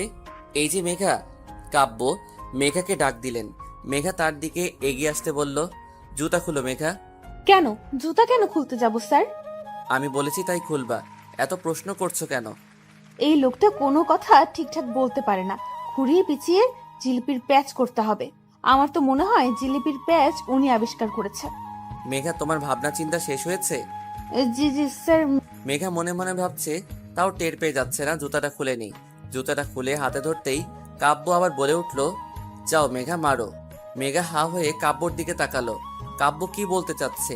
মেঘা এখন এই জুতা দিয়ে ওই লোকটাকে মারবে? আরে জ্বালা, আমি তো জীবনে একটা মশাকে মারিনি, মশারও তো ফ্যামিলি আছে। এর কথা ভেবে আর উনি বলছেন আমি ওই ছেলেটাকে মারবো? মনে মনে ভাবছে মেঘা। কি হলো মেঘা, তুমি দাঁড়িয়ে আছো কেন? আমার কথা কি তোমার কানে যাচ্ছে না? মেঘা ঢোক গিলে এগিয়ে গেল, কারণ মেঘা যদি না যায় কাব্য এখন ফায়ারফক্সের মতো ফায়ারিং করবে। মেঘা জুতা হাতে কাচুমাচু হয়ে দাঁড়িয়ে আছে। এখন কি আমি এই লোকটাকে জুতা দিয়ে চড় মারবো? সাংঘাতিক ব্যাপার সেপার। হুট করে কাব্য মেঘার ঠিক আমার পিছনে দাঁড়িয়ে পড়ল, আর মেঘা তার দিকে তাকাতেই কাব্য মেঘার হাত ধরে আসিফ নামের ছেলেটাকে পটাশ পটাশ করে সশব্দে দুইটা চড় বসিয়ে দিল। কাব্য মেঘার হাত ছেড়ে দিতেই মেঘা সরে দাঁড়ালো। আসিফ কিছুই বলতে যাবে, তখনই তাকে দারোয়ান দিয়ে গলা ধকরণ করে বের করে দেওয়া হলো। কাব্য সবার দিকে তাকিয়ে বলল, ড্রামা শেষ, এখন যে যার কাজে যাও। কাব্য নিজের ক্যাবিনে গেল, মেঘা তার পিছু পিছুই গেল। কাব্য খুব শান্ত হয়ে বসে ল্যাপটপ টিপছে। মেঘা ভাবছে, কি মানুষ রে বাবা, কিছুক্ষণ আগে মহাভারত সিরিয়ালের মতো যুদ্ধক্ষেত্র রূপ কর্মকাণ্ড শেষ করে চুপচাপ বসে আছেন। ভাবা যায় সব, নিজের জায়গায় বসে আছে কিন্তু ঠিক শান্তি পাচ্ছে না। আসলে কিভাবে কি হলো না শুনে কিছুতেই শান্তি হচ্ছে না মেঘার। স্যার, আপনি কিভাবে বুঝলেন ওই আসিফ ছেলেটি আমার সাথে নোংরা কিছুই করতে চেয়েছে? আমি তোমার মতো বাচ্চা না মেঘা। স্যার, আমিও বাচ্চা না, আর বাচ্চা হলে কি এত বড় প্রজেক্ট হ্যান্ডেল করতে পারতাম বলুন? ও আচ্ছা, এত বড় প্রজেক্ট হ্যান্ডেল যখন করছো তখন নিজে বুঝে নাও। কি নিজে বুঝে নাও? প্লিজ স্যার, আপনি বলুন না কিভাবে বুঝলেন? মিস মেঘা রহমান, আমি তোমার মতো কাঁচা মাথা নিয়ে বিজনেস করি না। তুমি হয়তো জানো না বা চোখ খুলে চলাফেরা করো না, তাহলে আমার অফিসের সামনে লাগানো সিসি ক্যামেরাটা দেখতে পেতে। ও, আমি তো দেখিনি। প্রয়োজনের জিনিস তোমার চোখে পড়বে না, কিন্তু অপ্রয়োজনের জিনিস ঠিকই চোখে পড়বে। আসিফ না টাসিফ, ও তো অনেকদিন ধরে কাজ করে আসছে স্যার, তাহলে ওর কেন মনে নেই? আসলে অপরাধী যখন অপরাধ করে তখন কোনো না কোনো ভুল অবশ্যই করে, যা আসিফকে দেখলে স্পষ্ট বোঝা যায়। ইস, ডক্টর আহাদ আমায় না বাঁচালে আজ আমার খবর দৈনিক সমাচারে বড় বড় হেডলাইনে লেখা হতো। কত ভালো মানুষ তিনি। মেঘার কথায় কাব্য তেলে বেগুনে জ্বলে উঠছে, কিন্তু প্রকাশ্যে কিছুই না বলে ধমক দিয়ে থামিয়ে দিল মেঘাকে। মেঘা কাজ করছে, হুট করে তার ফোনটা বেজে উঠল। সে ফোনটা রিসিভ করে অপরপক্ষ কি যে বলল তা শুনে সে উত্তর দিল, আমি আসছি। মেঘা কাব্যর দিকে তাকাতেই দেখলো তার ফোন কলে সে চরম বিরক্ত। মেঘা কাব্যর দিকে তাকিয়ে হাসার চেষ্টা করলো, আর বলল, স্যার আমি একটু ক্যান্টিন থেকে আসছি। ক্যাফেটেরিয়াতে মেঘা আর ডক্টর আহাদ পাশাপাশি বসে আছে। বেশ হাসি উজ্জ্বল চেহারা ডক্টর আহাদের। তো মিস মেঘা, আপনি এখন কেমন আছেন? আমি তো ভালো আছি। আপনি হুট করে আমার অফিসে? এদিক দিয়ে যাচ্ছিলাম তো ভাবলাম একবার আপনার খোঁজ নিয়ে যাই। ও আচ্ছা। তো কি চলছে, সব ঠিকঠাক তো? ডক্টর আহাদের কথায় পিছন থেকে কাব্য উত্তর দিল, আরে ডক্টর আপনি? কাব্য মেঘার কাছে এসে কাব্য একটা চেয়ার টেনে মেঘার সাইডে বসলো। কাব্যকে এখানে অনাকাঙ্ক্ষিতভাবে দেখে মেঘা আহাদ দুজনে অনেকটা শক, কিন্তু কাব্য খুবই নর্মাল বিহেভ করছে। মিস্টার চৌধুরী, আপনি এখানে? আরে ডক্টর, মেঘা আপনাকে বলেনি আমি ওর বস? আসলে আমি সেটা বলিনি, বলছি আপনি হুট করে ক্যান্টিনে। ওহ ডক্টর, এটা লাঞ্চ টাইম, সেজন্য আসলাম। প্রচন্ড রকম ক্ষুধা লেগেছে, আমরা কিছু অর্ডার করি? স্যার আমার জন্য চকলেট কেক অবশ্য করবেন। ওকে মেঘা। ডক্টর আহাদের অনেক বিরক্ত লাগছে। তিনি মেঘার আর তার মাঝে তৃতীয় ব্যক্তিকে এই মুহূর্তে পছন্দ করছেন না, কিন্তু মিস্টার চৌধুরী যে কোথা থেকে উড়ে এসে জুড়ে বসলেন তা নিয়ে বেশ চিন্তিত দেখা যাচ্ছে তাকে। মেঘা কেকটা কেমন? কাব্যর কথায় ডক্টর আহাদ ড্যাব ড্যাব চোখে মেঘার দিকে তাকালো। মেঘার তেমন ভাবান্তর হলো না, সে বেশ খেতে খেতে উত্তর দিল, অনেক tasty sir, let me taste. Kavya মেঘার কেকটা থেকে এক বাইট নিতেই ডক্টর আহাদ অনেকটা হতবাক হয়ে গেল। এসব কি করছেন মিস্টার চৌধুরী? তিনি কি বোঝাতে চাচ্ছেন আমায়? না মেঘার ব্যাপারটা নিয়ে ফার্স্ট ভাবতে হবে দেখছি। মিস্টার আহাদ কিছুই বলছে না। কাব্য মেঘার সাথে অহেতুক কথা বলছে, যারা কোনো মানে কাব্য নিজে খুঁজে পাচ্ছে না। খাবার শেষ করে কাব্য আবার মেঘাকে বলল, মেঘা চলো, আমাদের এখন মিটিংয়ে যেতে হবে। স্যার আমার আবার কিসের মিটিং? আরে মেঘা, তুমি বারবার ভুলে যাও, এটা কি হয় নাকি? চলো ফার্স্ট। মেঘা কাব্যর কথার কিছুই বুঝছে না। সে ডক্টর আহাদকে বলল, সরি মিস্টার আহাত, আজ আমি একটু ব্যস্ত। আমরা অন্য কোনো একদিন দেখা করে নিই। ওকে মেঘা, কোনো সমস্যা নেই। কাব্য মেঘাকে নিজের সাথে করে নিয়ে গেল। ব্যাপারটা মিস্টার আহাদের তেমন সুবিধার ঠেকল না। তিনি সন্দেহ দৃষ্টিতে বারবার কাব্যর দিকে তাকাচ্ছেন। আহাদ গম্ভীরভাবে কিছুই ভাবতে বসে গেল। কাব্য ড্রাইভ করছে, তার পাশের সিটে মেঘা বসে আছে। মেঘার কৌতূহলের দৃষ্টি নিয়ে কাব্যর দিকে তাকিয়ে আছে। স্যার আপনার কি হয়েছে বলুন তো?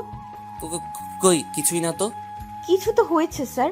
আপনি ডক্টর আহাদের সামনে এটা দেখানোর চেষ্টা করলেন কেন যে আপনি আর আমি এত ক্লোজ? আরে মেঘা, আমাদের কোম্পানির একটা রিপিটেশন আছে না? এভাবেই সবাই যদি ভাবে আমাদের কোম্পানির এমপ্লয়ীদের সাথে খারাপ ব্যবহার করি, তাহলে মার্কেটে আমাদের বদনাম হবে। কিন্তু স্যার আপনি আমায় মিটিংয়ে কেন নিয়ে যাচ্ছেন? আমার তো কোনো কাজ নেই। চুপ করে বসে থাকো মেঘা, এত কথা বলো না, আমার ড্রাইভ করতে প্রবলেম হচ্ছে। মেঘা চুপ করে গেল, কিন্তু কাব্য নিজে বুঝতে পারছে না সে কেন বা এমন বিহেভিয়ার করছে। কি হয়েছে? তার রেস্টুরেন্টে বসে আছে কাব্য, মেঘা আর তাদের সামনে বসে আছেন তাদের ক্লায়েন্ট মিস্টার তাসকিন শরীফ। কাব্য আর মিস্টার শরীফ তাদের মিটিংয়ের বিভিন্ন প্রয়োজনীয় কথাবার্তা বলছে। মেঘা মনোযোগ দিয়ে তা শুনছে, যদিও তার ইচ্ছে করছে এখান থেকে দৌড়ে পালাতে, কিন্তু তার হচ্ছে কই। তিনটাই মিটিং শেষ হলো। মিস্টার শরীফ মেঘার সাথে হ্যান্ডশেক করার জন্য তার দিকে হাত বাড়িয়ে দিল। মেঘা তো হাসি মুখে হাত মিলাতে যাবে, তখন কাব্য ঠ্যাস করে হাত মিলিয়ে নিয়ে বলল, আপনার সাথে কাজ করে আমাদের নিশ্চয়ই অনেক ভালো লাগবে। এখন তাহলে আসি মিস্টার শরীফ, চলো মেঘা চলো। কাব্যর এমন অদ্ভুত বিহেভিয়ার মিস্টার শরীফ আর মেঘা দুজনেই হতবাক। কি হয়েছে তা জানতে হবে মেঘার। রোড সাইডে গাড়ি দাঁড় করিয়ে মেঘা চুরিওয়ালার কাছ থেকে চুরি কিনছে আর এক এক টাকার জন্য দাম কষাকষি করছে। কাব্য গাড়িতে হেলান দিয়ে দুই হাত পকেটে রেখে দেখে চলেছে মেঘাকে। মেঘা ছাড়া আর কোনো কিছুই তার চোখে পড়ছে না। মেঘার চুলগুলো হালকা বাতাসে উঠছে, কোমরে হাত দিয়ে সে দোকানের সাথে দাম কষাকষি করছে। কাব্য ভাবতে লাগলো, প্রথম দিন তোমার ভয়েস শুনে তোমার প্রতি মুগ্ধ হয়ে গেছিলাম। আমি তখন ভেবেছিলাম এমন ভয়েস আর কারো হতে পারে না, কারো না। তোমায় যেদিন দেখতে গেলাম, বিশ্বাস করো তোমার প্রতি আকর্ষণটা আরো বেড়ে গেছিল। তোমায় গাঢ় নীল রঙের শাড়িতে দেখে তোমার কাছের চুড়িগুলো ঝনঝন শব্দ করে বড্ড জ্বালাচ্ছিল আমায়। কিন্তু নিয়তি হয়তো আমাদের নিয়ে অন্য কিছুই লিখেছিল, তাই তো তুমি আমার হলে না। হয়ে গেল তোমার সাথে আমার এক মহাযুদ্ধ কাহিনী। সেদিন তোমার মুখে ওই হাড়ের ডক্টর আহাদের নামে এত গল্প শুনে আমার ইচ্ছা করছিল হাড় ডাক্তারকে খুন করি। পরে বুঝলাম আমি তার প্রতি জেলাস, আর আসিফকে আমার খুন করতে ইচ্ছে হয়েছিল। ওর এত সাহস তোমার দিকে চোখ তুলে তাকায়।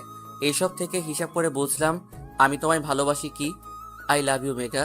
কাব্য হাসি নিয়ে মেঘার দিকে তাকিয়ে হতাশ হয়ে গেল। এই বাচ্চাকে এখন কিভাবে বোঝাবে সে?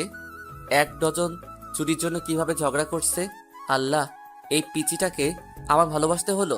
কাব্য মেঘার কাছে এগিয়ে গিয়ে চুড়িওয়ালার পুরা ঝুড়িটা তুলে মেঘার হাতে দিল।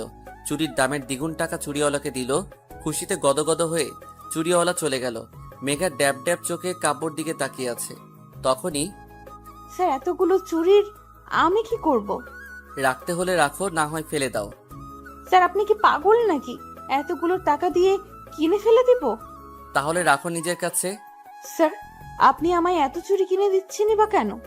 তুমি না আমার কাছে 20 টাকা পাও? পাই তো।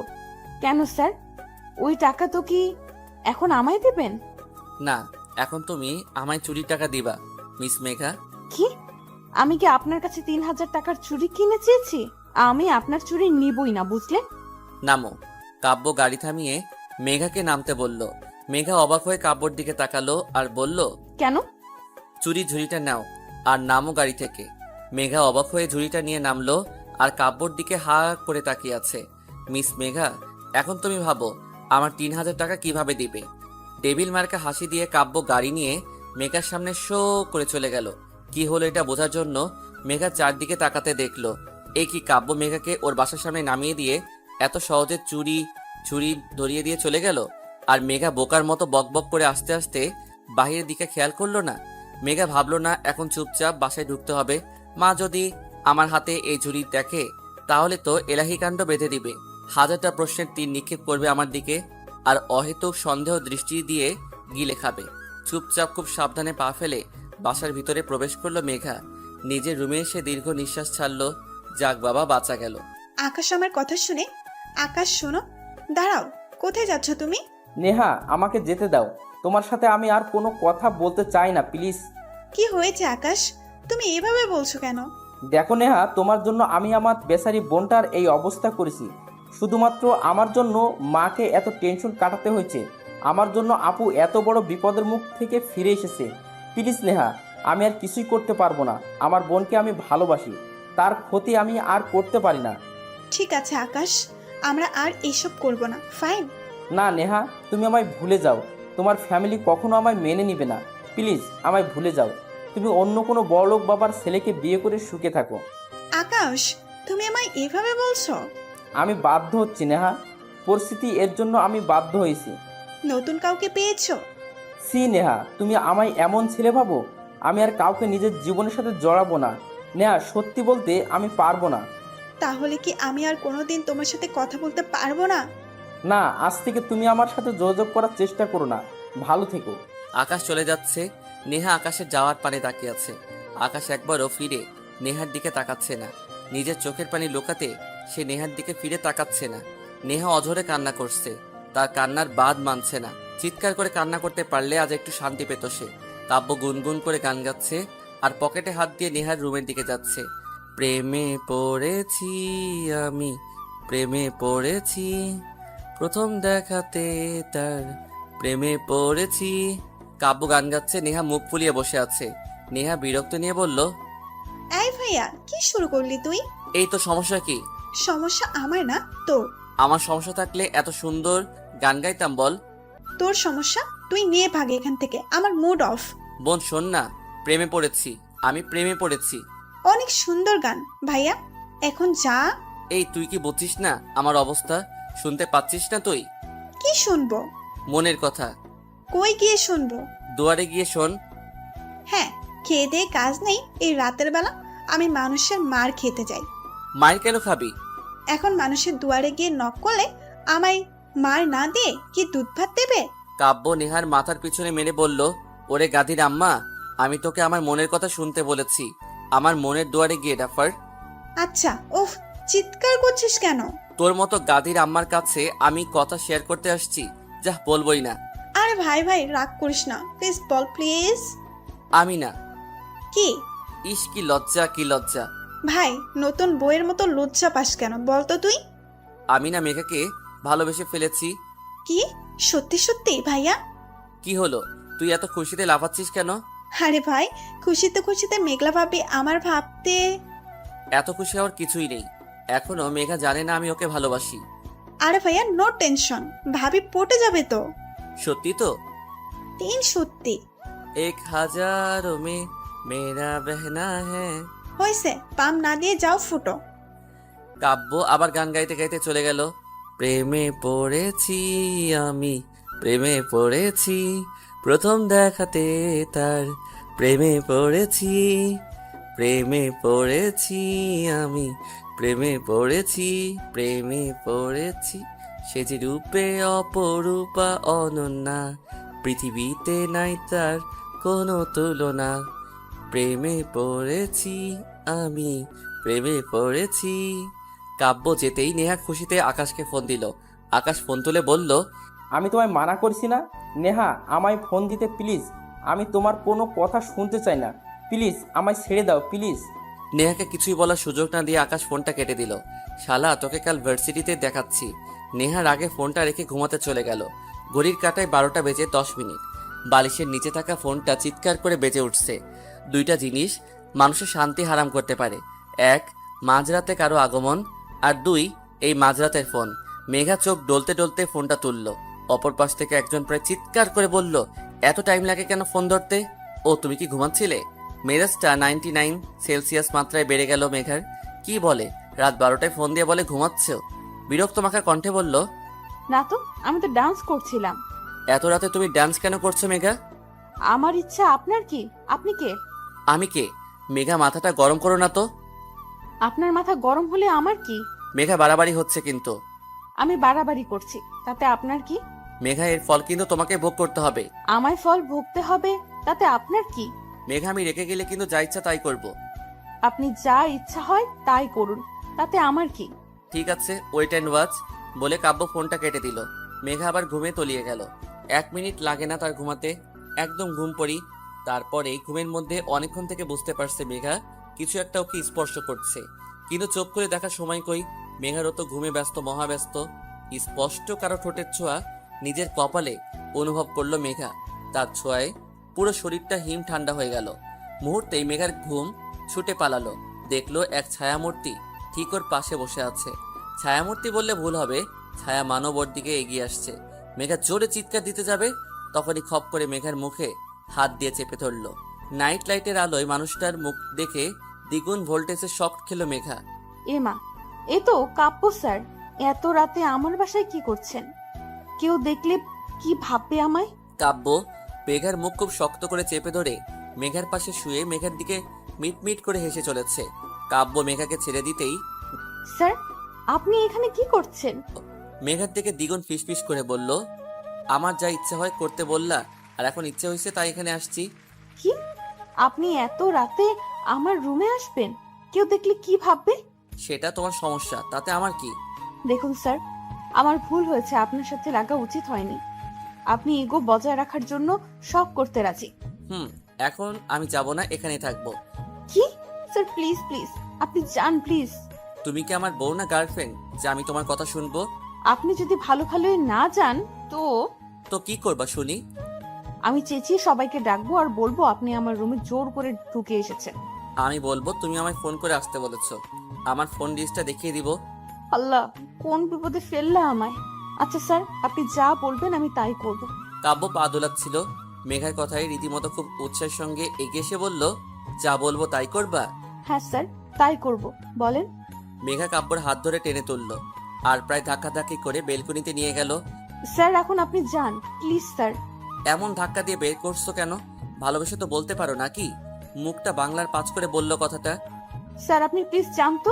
কাব্য মেঘার দিকে কিছুক্ষণ তাকিয়ে থেকে মেঘার দিকে এগিয়ে আসলো। তারপর মেঘার হাত ধরে নিজের বুকের মধ্যে নিয়ে আসলো। কাব্যর বিহেভিয়ারে মেঘা অনেকটা শক, কিছুই বলার ভাষা খুঁজে পাচ্ছে না। কাব্য আস্তে আস্তে নিজের গালের সাথে মেঘার গাল ছোঁয়ালো। মেঘার কানের কাছে মুখ নিয়ে ফিসফিস করে বলল, কালো নীল শাড়ি আর হাত ভর্তি কাচের চুড়ি পরে আমার সামনে দাঁড়াবা, আর এটাই তোমার শাস্তি। কাব্য লক্ষ্য করলো মেঘা চুপটি করে দাঁড়িয়ে আছে। মেঘাকে ছেড়ে দিয়ে কাব্য ডেভিল টাইপের হাসি দিয়ে যেখান থেকে এসেছিল সেখান দিয়ে চলে গেল। মেঘা ঘরে এসে হাঁপ ছেড়ে বাঁচল। না, কাল শনি আছে কপালে, এটা ভেবে আবার গভীর ঘুমে আচ্ছন্ন হয়ে গেল মেঘা।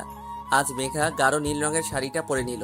কাব্যর কথা অনুযায়ী হাতে নীল কাচের চুড়ি পরে নিল। অদ্ভুত হলেও সত্যি, প্রথমবার মেঘার কোনো ছেলের জন্য সাজতে ভালো লাগছে। কিছুই অবাধ্য অনুভূতি বেপরোয়া হয়ে উঠেছে। হালকা হাসি ঠোঁটের কোণে লেগে আছে মেঘার। হয়ে নিচে আসতেই আকাশ বলল, কুসকুস হতা হ্যাঁ। কি ব্যাপার? কিছুই না, তোমার কি ব্যাপার? আমার আবার কি ব্যাপার হবে? উপন্যাসের হিরোইন সেজে কোথায় পাড়ি জমাচ্ছ? কোথাও না। বাজে কথা বলা বন্ধ করো, অশিক্ষিত। আরে আমি। চুপ কর। 2-4টা ধমক দিয়ে বাসা থেকে বের হলো মেঘা।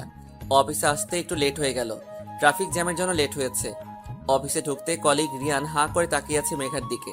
মেঘা তার সামনে গিয়ে তুড়ি মেরে বলল, কি হলো? তিনি বুকে হাত দিয়ে বলল, হায়, ঘায়েল করে দিচ্ছ তুমি আমায়। এইখানটাতে চিনচিন ব্যথা করছে তো। ও আচ্ছা, তাহলে আজকে ডাক্তারের কাছে যান। মেঘা কাব্যর কেবিনে ঢুকে দেখলো কাব্য রাগে প্রদীপের মতো জ্বলজ্বল করছে। মেঘা ভাবছে, এখন আমি আবার কি করলাম? এই লোকটা না আশ্চর্যজনক। ধ্যাত, যা করে করুক, ভালো ভালোই 2 দিন কেটে গেলে বাঁচি। ইজি চেয়ারে গা এলিয়ে দিয়ে বসলো মেঘা। কাব্য রেগে গেলেও কিছুই বলছে না, অদ্ভুত নিজের মতো কাজ করে চলেছে। মেঘার আর কি, ও ওর কাজগুলো করে নিলে বাঁচে। ভার্সিটির বটতলায় আকাশ বসে আড্ডা দিচ্ছিল। নেহা আসতেই সে উঠে চলে যেতে লাগলো। নেহা পথ আগলে ধরলো। আকাশ, আমার কথাটা শোনো প্লিজ। না নেহা, আমি তোমার কোনো কথা শুনতে চাই না প্লিজ। আকাশ, ভাইয়া মেঘা আপুকে ভালোবাসে। তাতে কি? আমার বোন তো বাসে না। মানে আপু যাতে ভাইয়ার প্রেমে পড়ে, তা তো তোমাকেই প্ল্যান করতে হবে।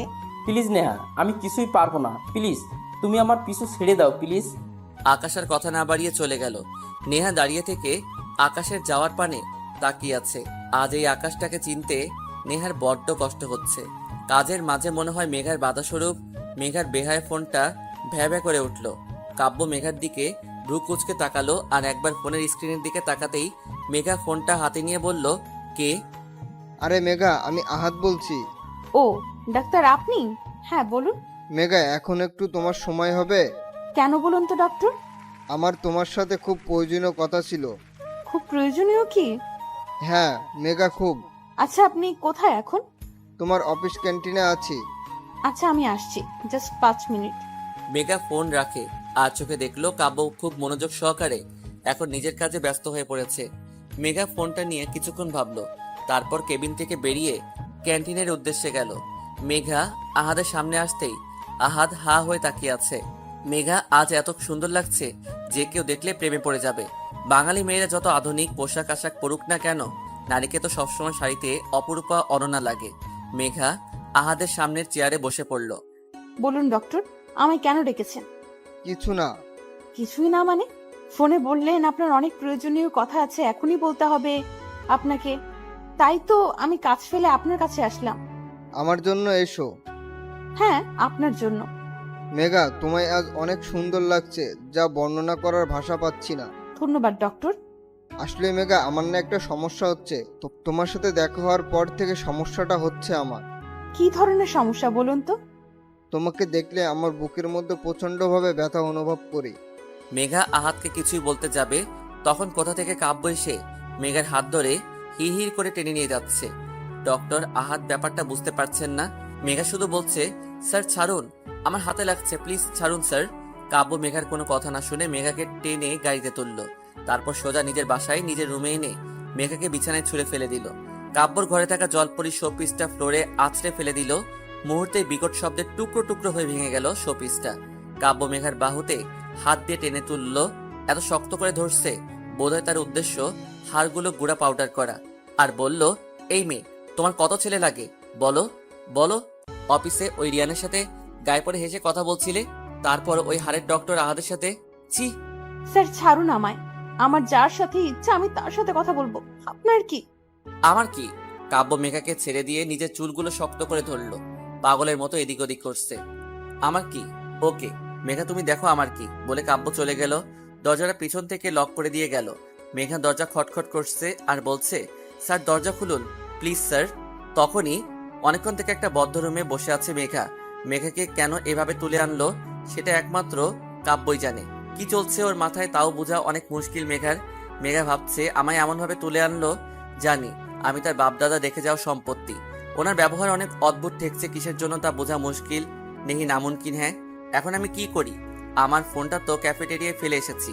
ইস, কাজের সময় কোনো কিছুই আমি হাতের কাছে পাই না। এখন ইচ্ছে করছে বেলকনি থেকে লাফিয়ে পড়ি। লাফিয়ে পড়ার পর আমার ঠিক কতটা ব্যথা লাগবে তা যদি আগে থেকে জানতে পারতাম তাহলে লাফ দিয়ে দেখা যেত। হাজারো চিন্তাভাবনা নিয়ে অস্থিরতা সময় কাটছে বেকার। পাক্কা 2 ঘন্টা পর দরজা খোলার শব্দ পেয়ে প্রায় দৌড়ে দরজার কাছে গিয়ে দাঁড়াতেই মেঘা অবাক হয়ে থমকে দাঁড়ালো। মেঘার সামনে মেঘার মা দাঁড়িয়ে আছে। মেঘার মা এসে হাসি মুখে মেঘাকে জড়িয়ে ধরল। মেঘা কিছুই বুঝতে পারছে না এখানে ওকে জোর করে তুলে নিয়ে আসা হয়েছে, আর ওর মা খুশি হয়ে রীতিমতো দাঁত কেলিয়ে হাসছে। কি এমন হলো? মেঘার মা আসার সাথে সাথে কাজের লোকটা এসে ঘরটা পরিষ্কার করে দিয়ে গেল। মেঘার মা ওকে বলল, ছি ছি মেঘা, তুই এই শোপিসটা ভেঙে ফেলেছিস। সবাই দেখলে কি ভাববে বলতো? কি বলছে কি মা? আমি ভেঙেছি? আমার কি মাথা খারাপ অন্য রুমের জিনিস ভাঙতে যাব? মেঘা ওর মাকে কিছুই বলতে যাবে, ওর মা মেঘাকে থামিয়ে দিয়ে নিজে বলল, আজ তোকে অনেক মিষ্টি লাগছে। আসলে মন থেকে এই দিনটা দেখার জন্য অনেক আশা করেছিলাম। প্রতিটা মায়েরই স্বপ্নটা মনের মধ্যে লালন পালন করে আজ সত্যি আমার গর্ব হচ্ছে।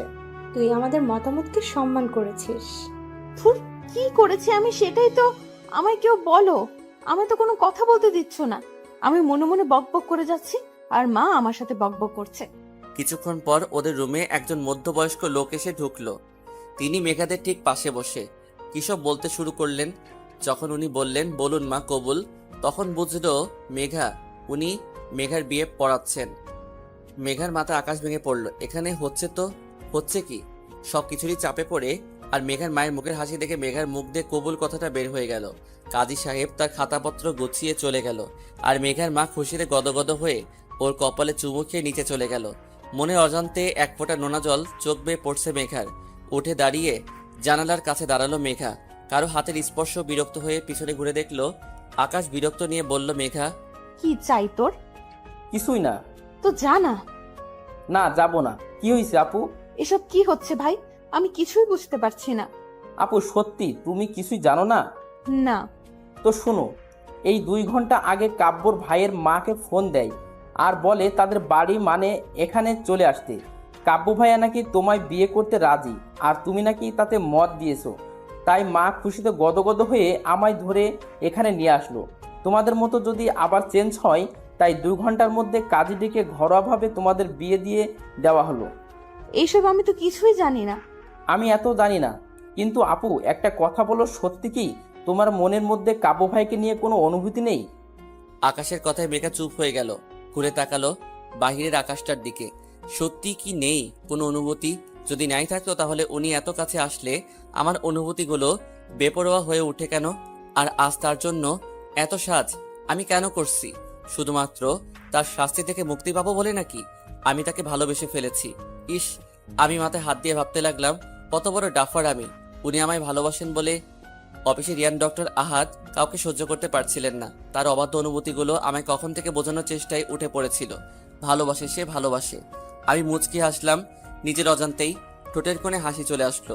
এসব ভাবছে মেঘা। আর মা কোথায়? নিচে। চল। মেঘা আর আকাশ 2 ভাই বোন নিচে গেল। সেখানে মেঘার মা আর কাব্যর মা বসে গল্প করছে। পাশের সোফায় কাব্য বসে ফোনে কি জানি ঘাটাঘাটি করছে। মেঘা যে এসেছে তার দিকে তার কোনো খেয়ালই নেই। অপর পাশে দেখলো নেহা দাঁড়িয়ে আছে। মেঘা কাব্যর সামনে সোফায় গিয়ে বসে পড়ল। সোফার হাতলে গা এলিয়ে বসলো আকাশ। মেঘার মা আর কাব্যর মার গল্প শুনতে লাগলো। তারা হেসে হেসে কথা বলছে।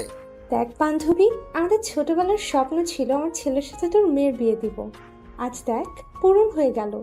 হ্যাঁ রে, আমাদের স্বপ্ন যে বাস্তব হবে তা ভাবতে পারিনি।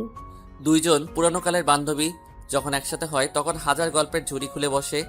আকাশ মেঘার কানের কাছে এসে ফিসফিস করে বলছে, আপু 1 ঘন্টা হয়ে গেল, সে কখনো থেকে শুনেছি একটু রেস্ট দিলে হয় না বল? মেঘা হাসি চেপে আকাশের পিঠে আস্তে করে থাপ্পড় দিল। তাতে কাব্য আর চোখে মেঘার দিকে তাকালো, আবার চোখ নামিয়ে যা করছিল তাতে ব্যস্ত হয়ে পড়ল। তার এমন বিহেভিয়ারে মেঘার মনে হচ্ছে তিনি ভাব দেখাচ্ছেন মেঘার প্রতি। হুট করে কাব্যর বোন বলল, মা, আমি তোমায় কিছু বলতে চাই। পরে শুনবো। মা, এখনই শুনতে হবে।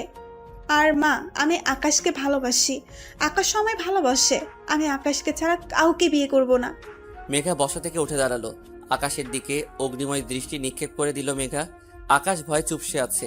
কাব্যর মা আর মেঘার মা হা হা হা করে হেসে উঠল। তোমরা যে 2 বছর ধরে রিলেশনে আছো তা আমি আর তোমার মা আগে থেকে জানতাম, কিন্তু প্রকাশ কিছুই করিনি।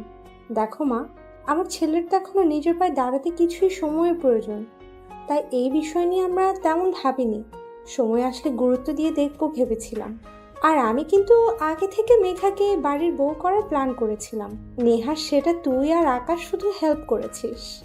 নেহা লজ্জায় মাথা নিচু করে দাঁড়িয়ে আছে, আর মেঘা আকাশের দিকে তাকিয়ে মনে মনে বলছে, ওরে মির্জাফর, তাহলে তুই তোর কি করে বাসায় গেলে বুঝবি। আকাশ কিছুই বলছে না, কাঁচুমচু হয়ে দাঁড়িয়ে আছে। মেঘা ওর মাকে বলল, মা এখন বাসায় যাওয়া যাক। মেঘার কথায় মেঘার মা, কাব্যর মা, কাব্য এমনভাবে তাকালো জানি মেঘা কি না কি বলে দিয়েছে। মা, আমার একটু মানিয়ে নিতে সময় লাগবে, যদি সেই সময়টা তোমরা আমায় দিতে। তুমি তো জানো মা, এই 19 বছরে আমি কখনো কোথাও গিয়ে এক রাত থাকিনি, তাহলে এখন কিভাবে ভাবতে পারছো? মা, তুমি নেও, যত সময় নিবা নেও, আস্তে আস্তে তুমি সব গুছিয়ে নিতে পারবা। ওকে মেঘা, যতদিন ইচ্ছা তুমি সময় নাও, আমার কোনো সমস্যা নেই, আর কোনো তাড়াহুড়া নেই বলে কাব্য ফোনটা কানে নিয়ে কারোর সাথে কথা বলতে বলতে চলে গেল। মেঘা তার ব্যবহারে কেন জানি অনেক কষ্ট পেল। কেন পেল, কিসের জন্য পেল তাও জানে না। 1 মিনিট না দাঁড়িয়ে একরাশ অভিমান নিয়ে বাসায় চলে আসলো মেঘা। মেঘার সামনে আকাশ চুপচাপ বসে আছে, ওর মুখ থেকে কোনো কথা বের হচ্ছে না। তুই তো মির্জাফর পদবী কি ফেল করলি? তোর কি শাস্তি হওয়া উচিত? আপু, আমি তো প্রেম করেছি, চুরি তো করিনি বল। বাহ, কি আর শাহিরি! হ্যাঁ বাচ্চা ছেলেকে এভাবে ভয় দেখাচ্ছিস কেন? ভাই, তুই বাচ্চা। তো সব লোক রাজি তো কেয়া করেগা কাজী। এই আগে ফাইনাল পরীক্ষাটা দে, ফেল করলে বাসা থেকে বের করে দিবেই, সাথে নেহা। ফুর! ইস, আমি নেহার সাথে অনেক বাজে বিহেভ করছি, ওর কাছে সরি বলতে হবে। আকাশ ফোনটা হাতেই নিজের রুমে চলে গেল। নেহা ফোন ধরে বিরক্ত কণ্ঠে বলল, কি হয়েছে বলো? নেহা, আমায় ক্ষমা করে দাও প্লিজ। নেহা প্লিজ।